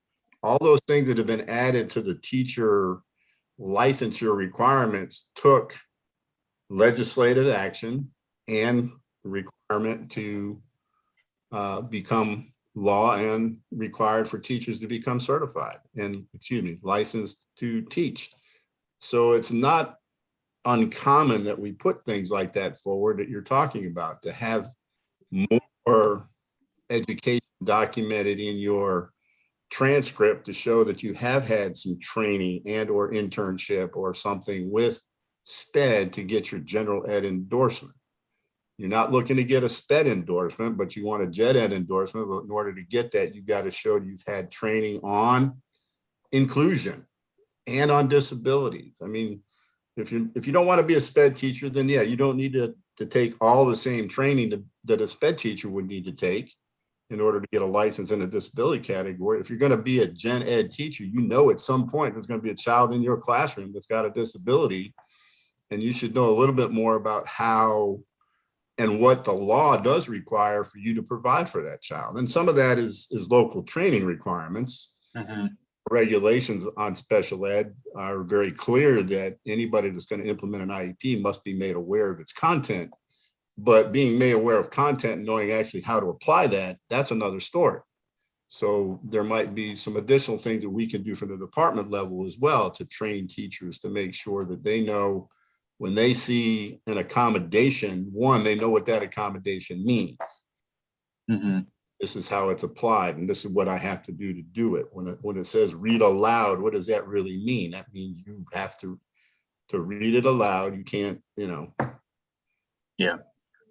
So I think you got an opportunity to get outside of the box this year going forward to make recommendations along the way instead of waiting until the annual report and throw it all together. You certainly bring it back into the report at the end of the year, but yeah, now's the time to start looking at putting some recommendations forward on some of these things that you're talking about. So, okay.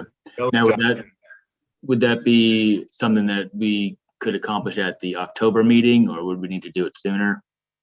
I would say October would not be too awful late. I mean, we're trying to get things in front of general, patrons before then, but it's going to be difficult for you to put something together between now and October because we don't have any other meeting. But there's nothing that prohibits two people working on something independently to put something forward for review in October. Yeah. So that you're not trying to, create the wheel in October. You can have something. Yeah. Up. Hey, Kelly's got her hand up, and then I think Mike wants to make a comment. Yeah. Hi, I just wanted to say that I'm really glad that we're having this discussion about inclusion and teacher training. This is something I personally have been working on in our area, in our own county. I'm reaching out, working with administrators, trying to get them to understand what inclusion actually means, because they still very much want to keep special education separate, the students separate. I'm dealing with it with my own child, him being in an enclosed, self-contained autism class. So I just wanted to say that I'm really glad that we are trying to create change for the future. So I'm just really happy that we're doing this. That's awesome, Kelly. I'm glad we're covering it at your first meeting. For me, Hank, this is kind of a question for Hank, and then for some of the older, or should I say more seasoned members of the state SEAC. Don't want to do any ageism since I'm over 50. I'll accept older. I just applied for Medicare, so I'll accept older. Yeah, well, you're a veteran. You were a veteran. We were old early, Hank. We were old early. But I guess my question is, and it's just out there, is I know, having been involved in local SEACs in multiple counties in the state of Virginia, that one of the primary inhibitors for results for the individual IEP teams is resource availability, right? Cash, right? I mean, and Brian and I are both Rowanokers, and when you've got capital, you've got options. When you don't have capital, you have less options. And so my question is has the state SEAC ever tried to work alongside the special education department, you guys, Hank, to try and help the larger VDOE understand and drive more resources? Like, I'm absolutely confident if Sam had a bigger budget, we'd have better potential outcomes. And I guess does that question make any sense, Hank? Yeah, I get what you're asking. And I think the answer is not in a direct sense that I think you're looking for. But yeah, due to some of the other recommendations that certainly do require additional funding or whatever, we've been able to do that. But I think you're looking at it from a broader scope that, if we had more funds in general, and I don't think we would ever be able to get state funding at the some sufficient level that we do under CSA, but that could be a discussion as a subcommittee discussion, and then bringing it back to Dr. Hollins to present up to the board about, is there a way and how would we be able as a SEAC to assist in pushing that forward to the Department of Planning and Budget?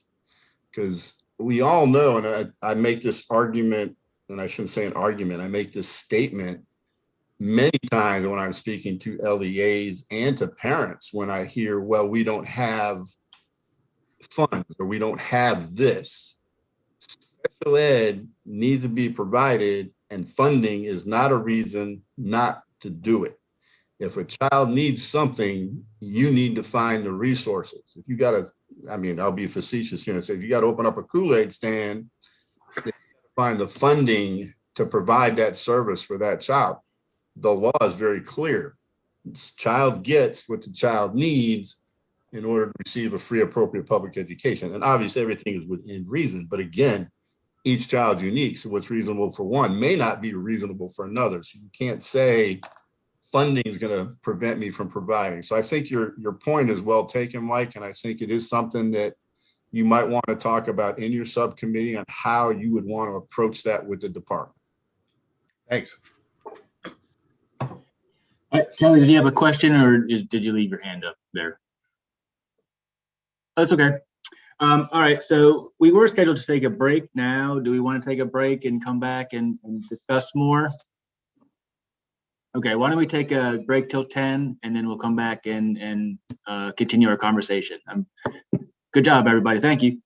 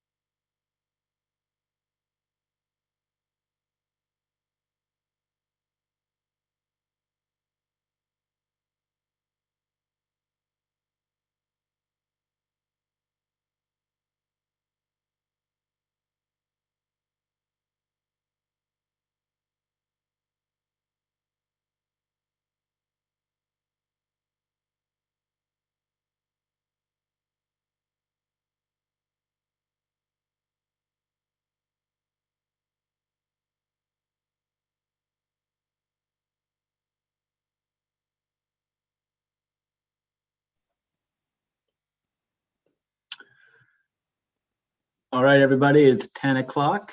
We'll resume our discussion. Hope everyone enjoyed their break and was able to grab a bite to eat if they needed it. Luckily, one of my classrooms made bacon this morning, so I got to go have a piece of bacon. Which one? The older high school students were making bacon this morning. I remember that room.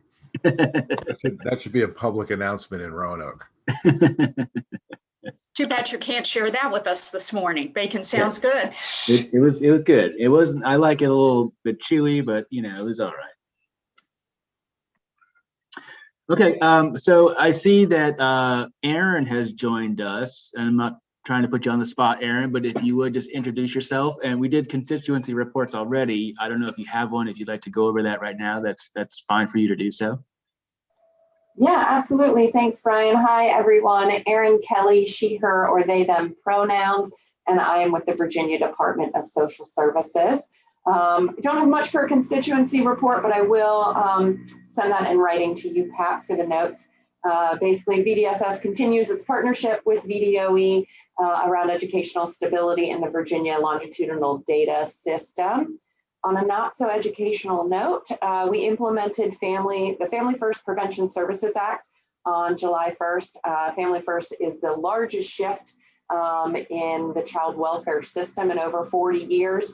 It's really prioritizing prevention services that we have not really had the capacity to prioritize in the past, because it does now provide us with some federal funding for prevention services to try to prevent the abuse and neglect, to prevent children from coming into foster care in the first place. So ding, ding, ding, right?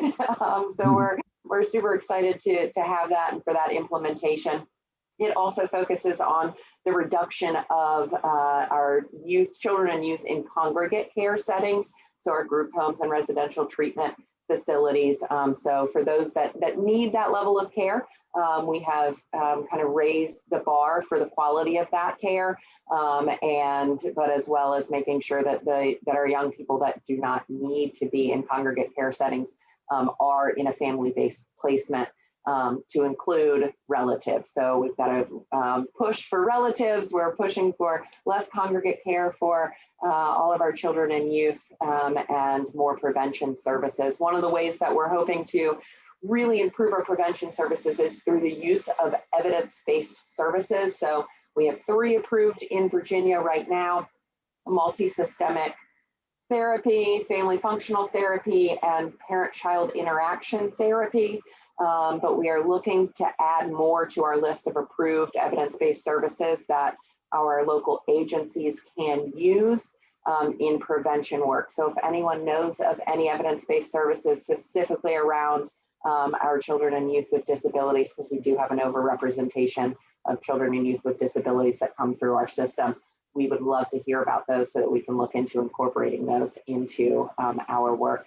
And then finally, on a bit of a personal note, for the last 3.5 years, I have been the Youth Services Program Specialist at VDSS, and I have taken on a new role. I am now the Family First Project Manager, so I'm helping to oversee and coordinate all of the Family First implementation for the state. So excited to be in that role and excited to continue here with you all as a member of SEAC. So thank you very much. All right, thank you very much, Aaron. And actually, if you would send the summary to Marguerite. Pat couldn't join us today, and Marguerite's taking minutes for today. Thank you. All right. Can I ask, I'm sorry, just really Go quick, ahead. can I ask Erin from what she just said? Because I'm a foster parent, and just to respond to what she just said, because one of the problems that we have as foster parents is bridging communities, like from Gloucester County. There are lots of children who, she was saying, that are in residential facilities. How can we, and this may not be something that she would even know, but trying to get a child that is not in your community, if you have foster homes that are empty, it's really difficult for anybody to try to get a child, let's say, who's in a residential facility who should be in a home from Chesterfield County if you live in Gloucester County. So maybe if, I don't know, she could put her information in the chat. That's something that maybe she might know and help me with. Yeah, I would absolutely love to follow up with you on that, Kelly. Okay. Yeah, that's certainly, we have seen that issue before. So there are certainly ways that we are trying to connect folks. Okay. So I'll shoot you my email and we can connect. Thank you. All right, great. Okay, I guess just to catch Aaron up to speed, we were discussing the possibility of making a recommendation to the board, or making a recommendation to hopefully get to the board at our October meeting regarding, here, I'll put up our goals. We were discussing gen ed teacher programs, including SPED training and information, and basically trying to get that in the process quicker. And Hank let us know that that was certainly a possibility. And so I think we're going to move forward with that. So all of the goals are up there that we've been working on. But I guess I just first want to let's just continue working on what we were discussing with this one, and adding what we want to put, just some things that we want to highlight that would go into a recommendation, not necessarily to finish a recommendation today, but give, you know, I certainly don't mind working on writing it up, having it ready for October if someone wanted to help with that as well. But let me know your thoughts on you know, things that we could put in here. I know we talked about internships, possibly coursework. Anything else you want to add? Certainly just chime in. Anne got her hand up. Go ahead. Yeah, so I see that someone added in the chat, like for something from Florida, but when I was looking for like what inclusion means in Virginia, there's no like definition. So I don't know if this might be something completely different, but like having a Virginia definition of inclusion, so that when gen ed teachers are, you know, getting training, or when anyone is getting training, it's all the same, because we use the same definition of inclusion. Okay. Thank you. And that's why I dropped it in there, because obviously when our local district was looking at this, our local SEAC, and we have this great woman, Monica, who really was looking into this because she's doing some work for her doctoral work. And she really started focusing on what's happening around the country. And Florida was really kind of way ahead in some of the things they were doing with the whole inclusion model. So I just thought I agreed with that. So I thought this would be a great thing for the policy group to look at as we look up what could happen to change language in Virginia. So that was my intent, Ann. This is Karen. I'm on the Early Childhood Committee in the Inclusive Practices, and we just did an infographic on what inclusion means. So I will send that to Hank so he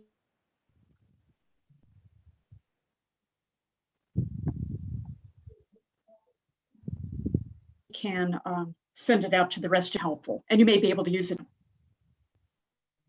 Okay, thank you. I do think that there's inclusion and the collaborative setting is sometimes maybe confused. So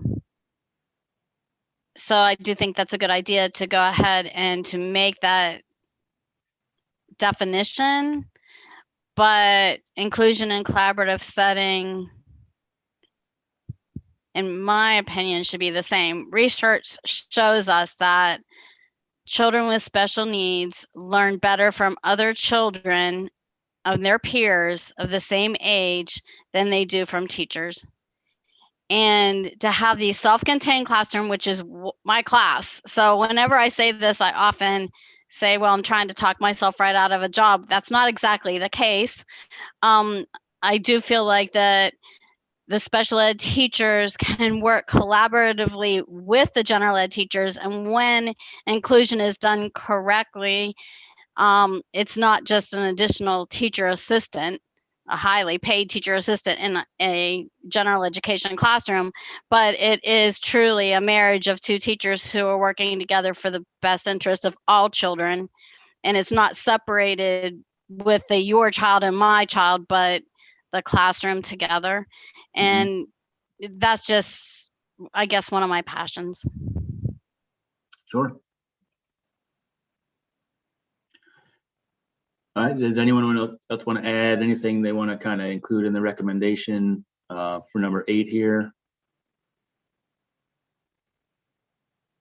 I think your data comes from the JLARC report. You know, when Hank was talking about make sure that you have supporting data, it's going to come from the JLARC reports. Okay. What about the compensation for teachers? I mean, that's a huge factor in so many ways, which profession you would go to, unless you are very altruistic and really feel calling into teaching. Well, I'm not sure if that. Is it something that we can bring before the General Assembly, that teachers are highly underpaid? There's a red movement where teacher kind of demonstrated in front of I think that would go with number 4 here. Yeah. But I'll put that in there. Okay.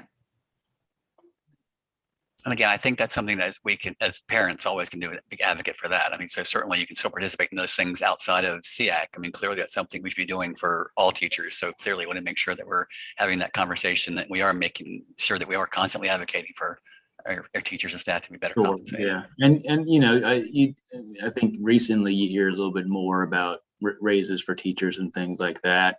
It is on the minds of a lot of legislatures. You know, obviously you've probably seen everyone's ads and stuff, and in favor of higher salaries for teachers and you know, other frontline jobs and things like that. So I think it's gaining traction, which is good, but it's always something that we can certainly support throughout every year.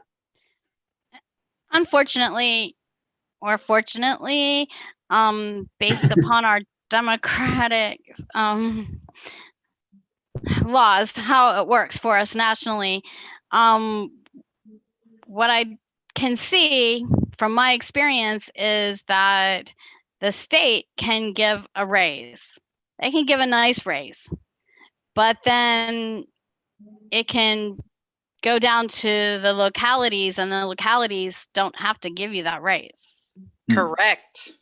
And that is the same thing that I have seen even with our occupational therapists, our extra people.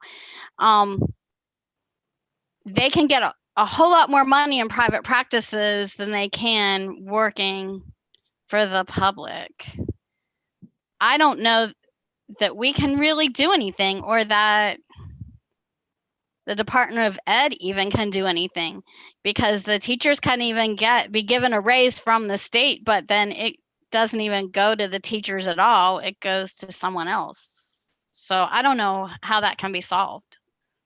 I think I liked what Mike was saying before. We can make small baby steps, but really raise the awareness that our teachers are underpaid.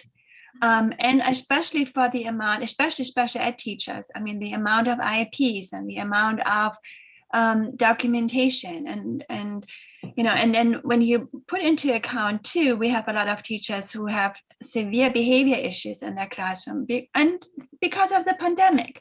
I think we need to pull all of that together to paint a clear picture. But baby step, I like what Mike was saying. You know, if we don't start that discussion and make awareness, we will never get there. So let's start baby steps by baby steps and really try to work on that. Mm-hmm. Yeah, I think that's well said. I wasn't aware of what you that point you raised, Atlanta, about the fact that salaries were local. It's just amazing how things happen. I would just say, like, everything that I'm talking about is like what's most essential, you know. And I've got some experience with the private day schools. I got experience with the public schools, and the one thing that seems to be absolutely essential is the teacher. Like the kids are going to be there, you know, and the teacher, and it's like, so as an advisory committee, I think if we can make our emphasis on trying to make sure that the special education teachers and staff and all of the specialists, you know, if we can make our emphasis on that, and maybe, you know, keep exploring, like Hank said, ways that we can help Sam not necessarily fight for budget, but you know, help the VDOE board be more aware. I'm all for it. You know, and if you need somebody to work on it in between, Brian, I don't mind helping with it. Just because you and I are local, we can always go grab coffee over at Chris's and boom. Okay.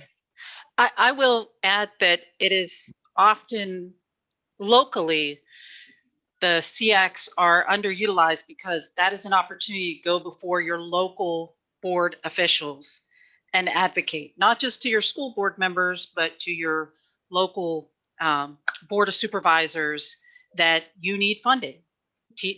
There needs to be funding in education and the specifics to that. You know, when you're going before your school boards for the local SEACs, you want to be advocating for special education services and needs. And then you take that up to your local boards and advocate for education. So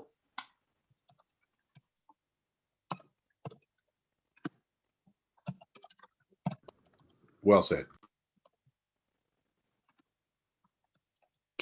I think the teachers can advocate a lot, but I think there's more impact when the parents do. Oh, certainly. I agree with that too, certainly. And I'll just say that in general, I have found that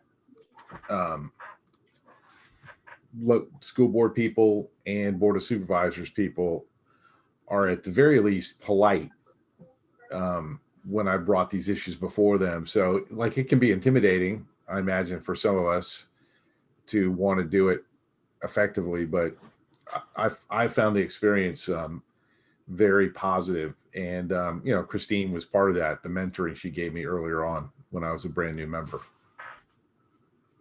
Yeah, I think you bring a good point, Mike. The board of supervisor is really the one who's holding the money and who is giving the school district certain amount of funding. So when the board of supervisors is making the decision that they will not increase the funding to the school, even though the General Assembly has put in place an increase of salary, then the local school board cannot do a lot. I mean, it's really, really tough for them. So I think the players are the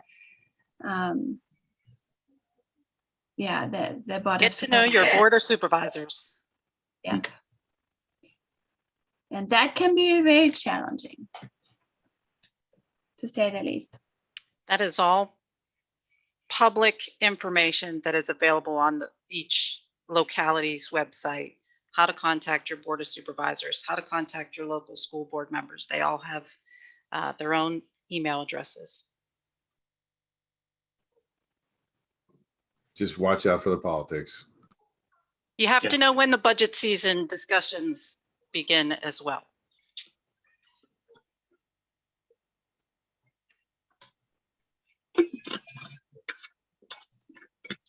All right, do we have any more discussion on any of these goals?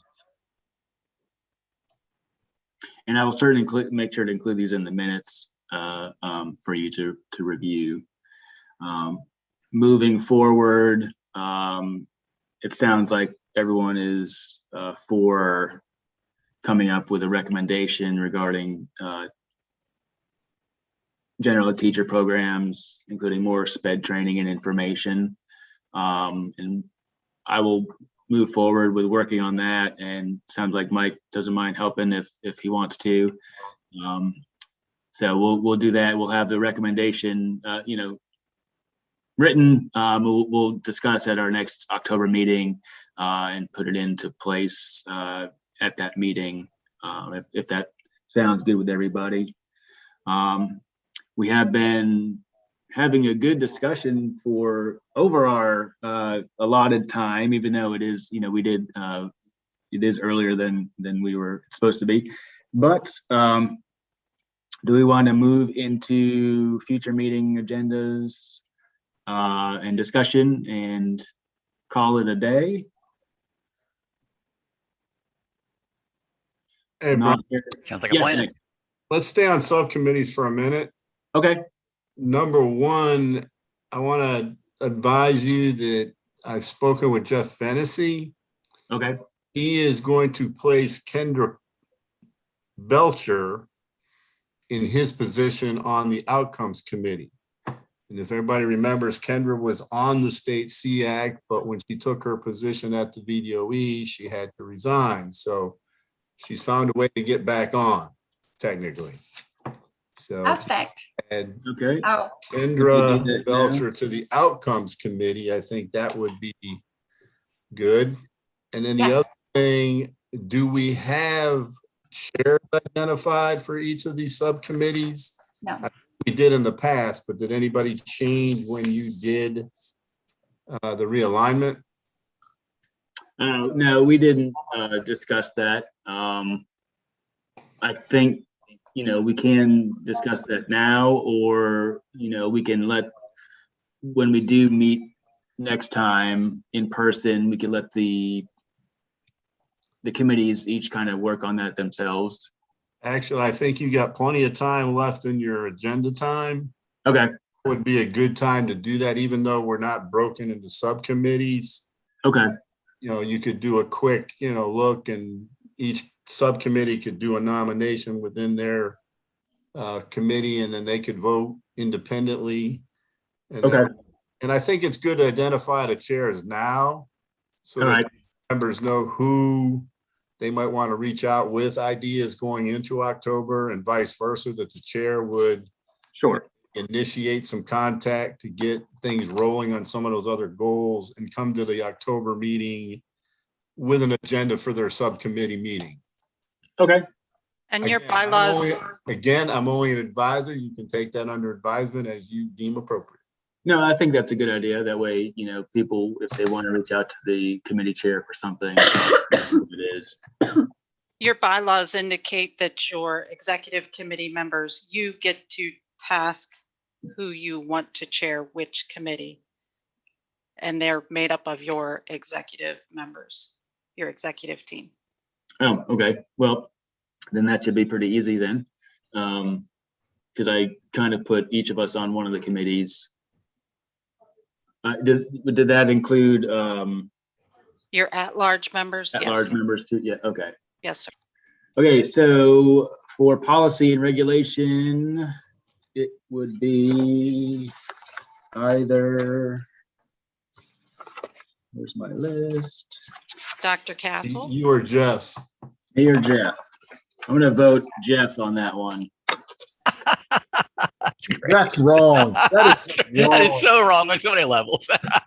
Make it so. Well, I'm going to say the same thing. I think, Jeff is a superintendent. Yeah. And got a lot of other committees that he serves on.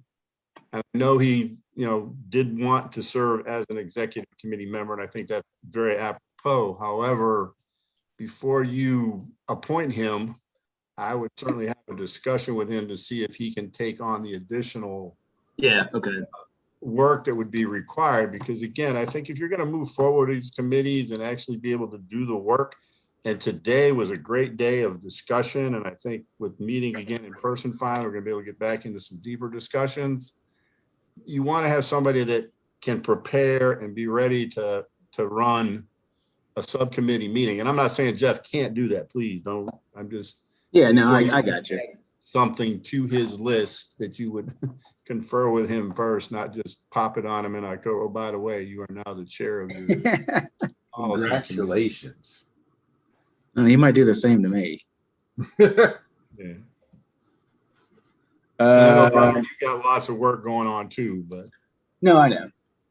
I'm just trying to And- highlight the members. And I'm not sure, Christine, does it say that the subcommittees have to be chaired by the executive committee, or just that the It executive does. members appoint the subcommittee?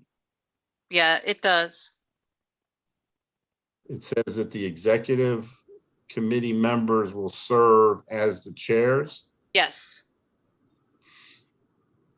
I would recommend maybe making a change of that and say that the executive committee establishes the committees, but anyone can serve as a chair, and that would give other members of the SEAC to take on a more intensive role and be a larger part to the committee. But that would take a change to your bylaws.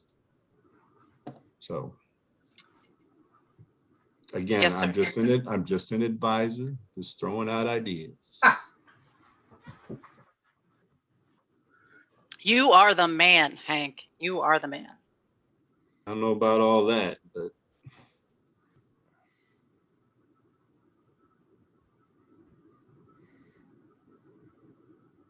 and I think you'll see the same in the family engagement. You've already got Dr. Pop serving as your secretary.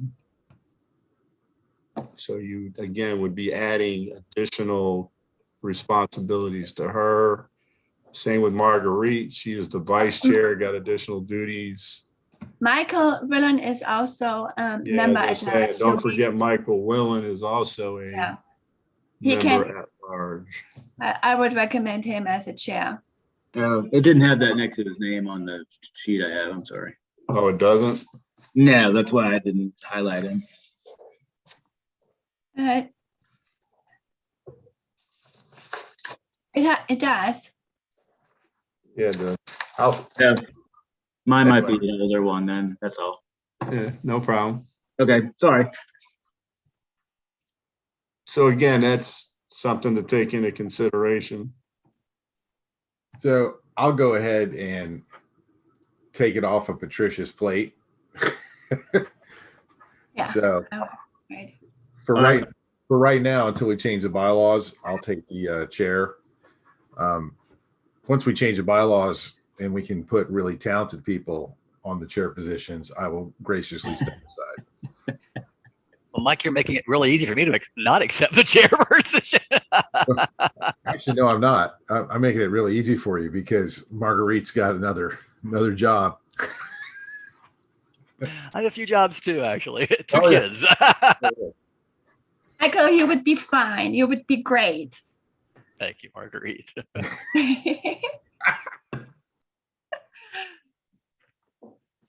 I'm highlighting Marguerite. No. I guess my idea is you want to share the experience and the opportunities across your membership as much as possible. Yeah, no, I agree.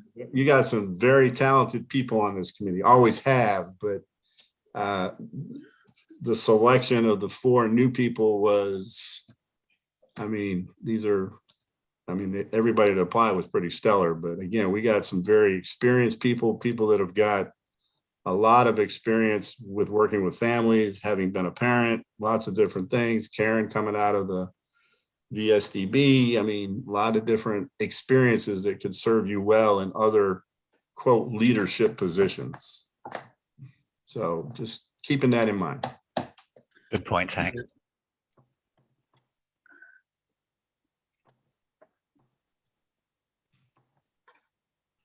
I'm going to pull up the bylaws so people can see them. So just give me a moment here.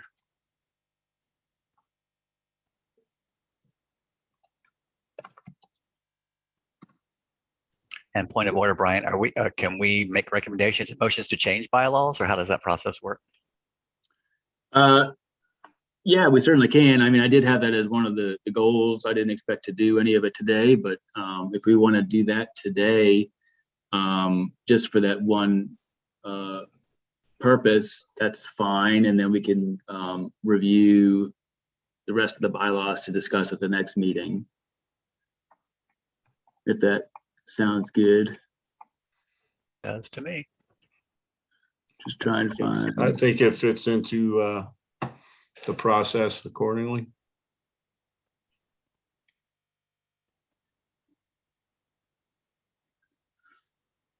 Oh, there it is.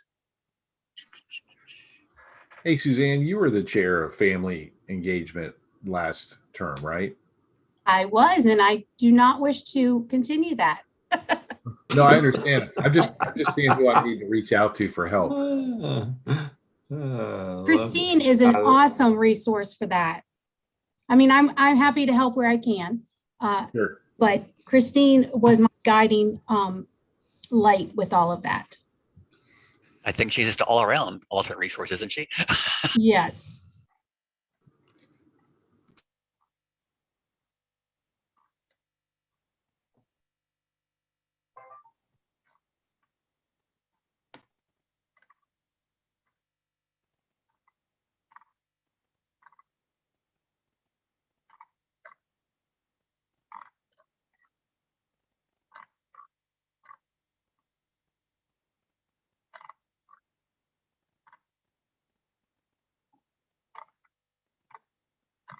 Christine, what page was that stuff on?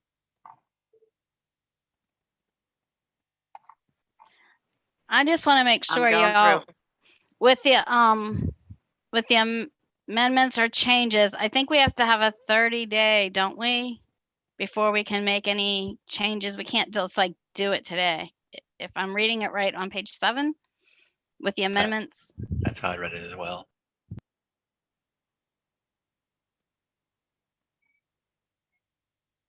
It's section 2, number 8, appoint the subcommittee chairs. And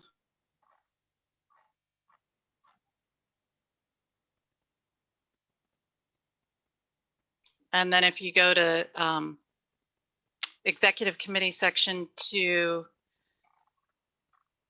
or I'm sorry, hold on.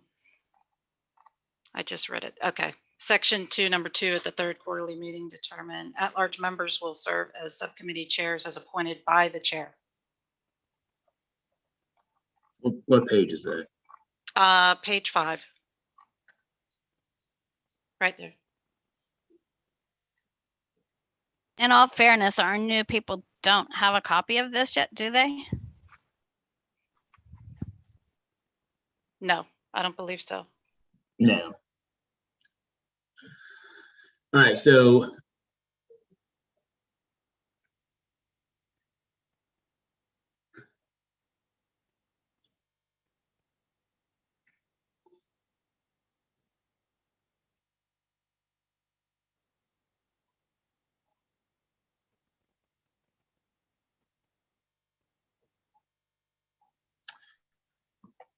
I mean, this is the 1st quarterly meeting.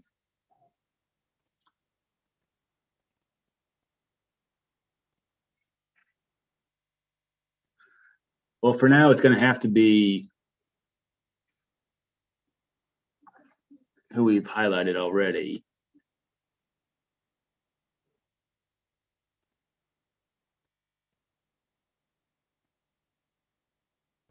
Was the thought process on this part of the bylaws and pulling Christine in as well, was the thought process of having the at-large members be the subcommittee chairs, was that to be able to have them represent the subcommittees at the executive? Yeah, probably. Yeah. So, I mean, there's not much we can do now. I think we can. And you might want to table this discussion for a later date. Yeah. So for now, we'll just go back to, you know, what we had before and make the I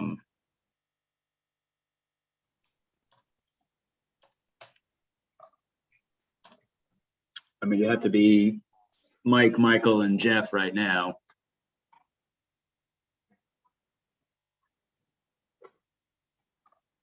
As we review the bylaws, if you wanted to make that change, you could go ahead and make that as a proposed action, right?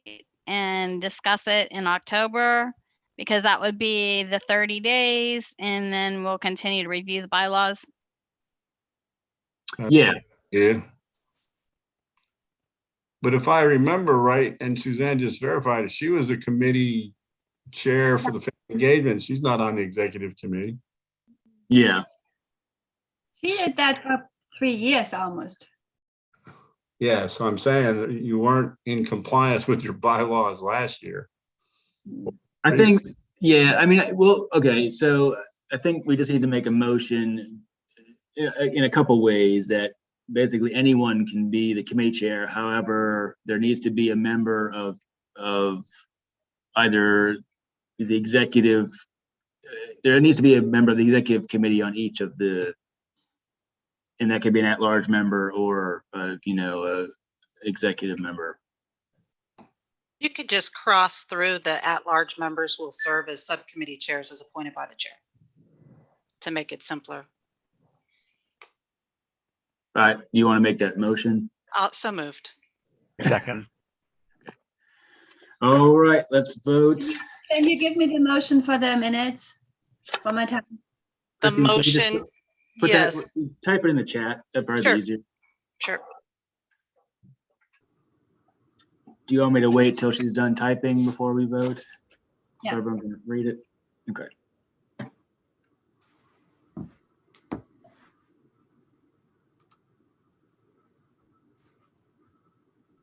Jeopardy music playing in the background.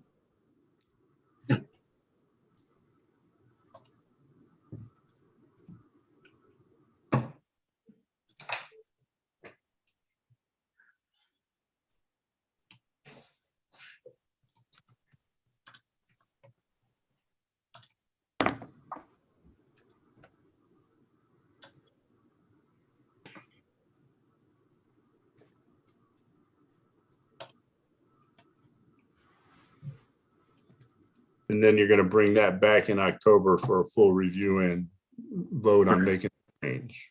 Yes, correct.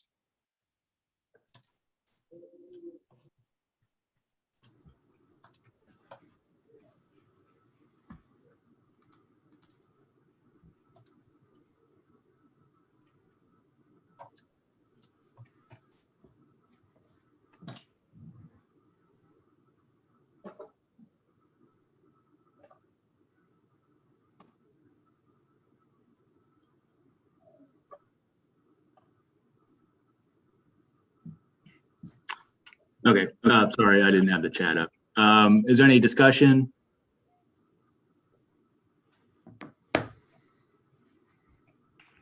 All right, we'll move to vote. Daylana, Aye. Anne, Aye. Mike, Aye. Christine, Aye. Marguerite, Aye. Aaron. Aye. Oh, that was Aaron. Karen. Aye, sorry. That's okay. They're, you know, they have to be right next to each other as they rhyme. Rob. Aye. Mary Frances. Aye. Amanda. Aye. Chair votes aye. Kelly Aye. and Michael. Aye. All right, motion passes. We will adopt at our next meeting. All right. Can I quick question? Who made the motion to adopt the motion and who did the second? I made Chris- the motion. And I Yeah, second. Christine made the motion and Michael second. Okay, I got that right. Thank you. Okay. All right.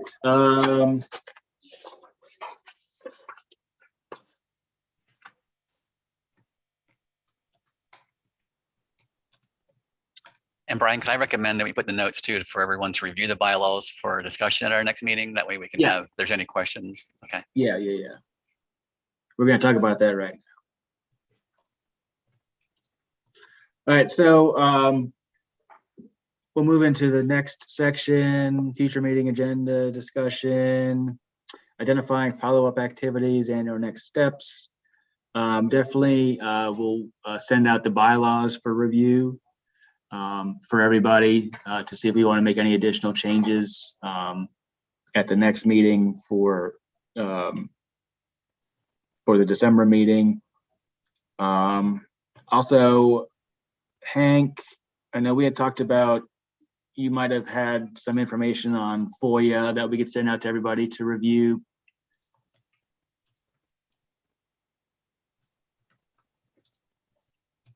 Yes, I can send that out. Okay, so we'll get that sent out to the committee as well. So please review the FOIA information, the Freedom of Information Act information, rather than have a presentation on it. I felt it was just fine if everyone just received some information and read it themselves at their leisure, in case you need some help falling asleep.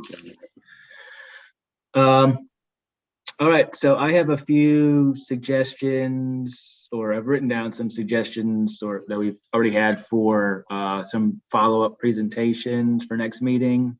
I know Hank and I discussed having the parent ombudsman come to do a presentation. Does everyone think that sounds all right?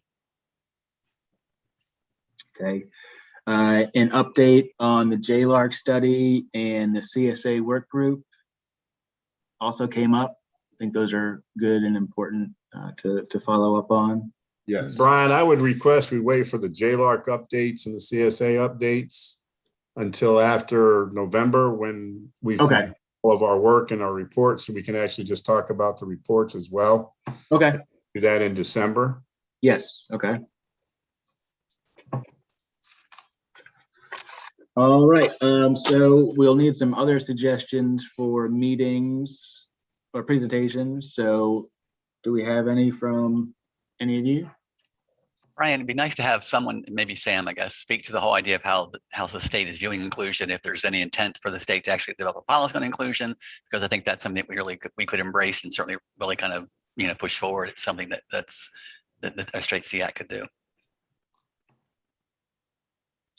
Okay. Are you recommending that we bring back our Radford folks to talk about the inclusive initiative and where we stand with all that? That would be great, Hank. Yep. Or at least a nice summary for our new folks.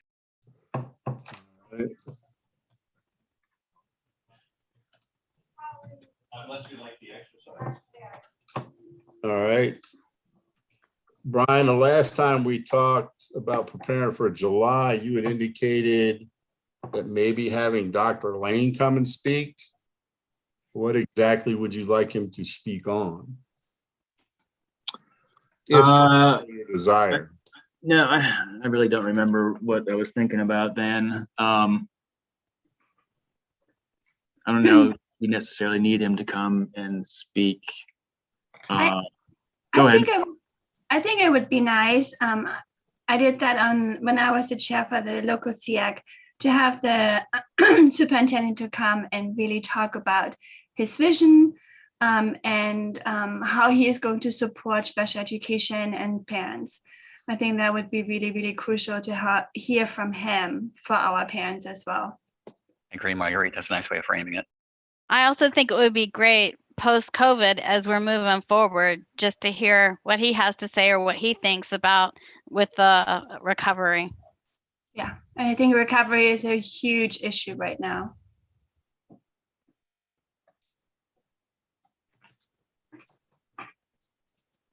And then, Brian, if there's anything we can do with higher ed, I know Danny wasn't on this meeting, but Danny would have an idea of what's happening, because I know Daliana was talking about teacher prep and how important it is for special ed people to know about special education issues early on in their careers and in their training. So again, to have that conversation so we can kind of be proactive and making sure our educators, as they're coming up through the ranks, are well versed in special ed. Yeah, and I was thinking, I don't know, and Hank, you could tell, would Sam be able to talk about that and the relationship with higher ed and what's going on with them as part of her presentation? I can certainly ask her to do so. Okay. That way we wouldn't need to add a specific presentation for it, but I think hearing from her. I'll ask her to add that to her updates. Yeah. Okay. And I'm sure even then, she might even present a little bit on where we're at with some of the JLARC stuff and Yeah. being we're going to be wrapping it up, end of October, but the meeting's in the 1st of October. So, Okay. yeah. You had also mentioned maybe having Leah Walker come and do a presentation. Yeah. Okay. And what specifically do you want her to speak on? I think Just VDOE initiatives with equity in general? Yeah. I mean, yeah, certainly equity. I know Jeff did a lot of the data on the disproportionalities stuff, but I think she would have some of that information too, because I remember last time she did speak to us, she had a bunch of that information. Right. And current initiatives, how things are going. Okay. And then Jeff Fennessy has asked to be added to the next meeting and again in December to talk about the indicators Okay. for the annual report for public schools and to OSAP regarding the VDOE as a whole, and setting benchmarks and asking you all to push that out and share. Yeah. And he said he's going to need about 2.5 hours. So that's going to take up, a good chunk of time on either Thursday or the end of Friday. He would prefer Thursday, but. Yeah, well, I mean, generally speaking, we go for a longer day on Thursday. So I think that's definitely. So Jeff would be a topic. And then I think, again, as Christine and I had worked out, over the last year or so, is giving you guys more time to really be in your subcommittees on Thursday, and then spending most of Friday doing subcommittee work, unless we need to fit in a presentation that's relevant or really wants to present to you all on for Friday. Yeah. So we've got enough here to fill an agenda for a full day and a half a day in October. Okay. But go to build the agenda and find out I do have some space. I will certainly reach out to you, Brian, and then maybe you could poll your committee to see if there's something else they've come up with. Or if somebody does have some ideas, share those with Brian. He can share them with me and we can see if we can fit them in October. If not, we can get them into December. But I think with Sam's update, the ombudsman report, Jeff with the amount of time he wants, and Dr. Lane trying to get Radford, try to get Leah, I think I've got enough to fill that agenda for you. Okay. Yeah, that sounds good. And I think the presentations that we'll have are certainly focused on our work that we did to these past couple days, and as we continue on and hear more public comments and from our constituency reports. Oh, and as to public comment, I checked just a few moments ago, still no public comments have been received. But we do get inquiries every now and then that pop up in the SEAC email account. And if there's something that I feel needs to be presented to the full SEAC, I will do that in October, but I can't let it sit until October. I've still got to respond to it in some fashion prior to. And what I normally was asking, did they intend this to be a public comment to be put forth to the committee, or is it just a question that they're raising to the SEAC? Okay. So there's a difference. If it's a comment, then it's got to be presented as public comment. If it's a question, then we can answer it outside of the actual committee meeting. Sometimes they're just seeking advice or counsel, or they send it there and they end up sending it to me. So it's kind of in both realms that it gets addressed. And I say me, my office, for response on a SPED issue or something. But all right, that sounds good. Certainly appreciate everyone's participation over the last couple of days. I definitely look forward to seeing you in October, on October 7th and 8th. It'll be really great to get together and be able to break out into our subcommittee work and really focus on these goals and begin to start formulating some recommendations and everything. So I will ask for a motion to adjourn. Motion to adjourn. Second. All right, Mike and Michael, thank you very much. So this meeting is now adjourned. I hope everyone has a fantastic weekend. And again, please remember to get your constituency reports to Marguerite so we can include those in the minutes. And I look forward to seeing everybody in October. Thanks so much. Thanks, See you, team. everybody. Thank you. Hey, Brian, Yeah. Christine, hold on too, please. Thank you. Have a nice weekend.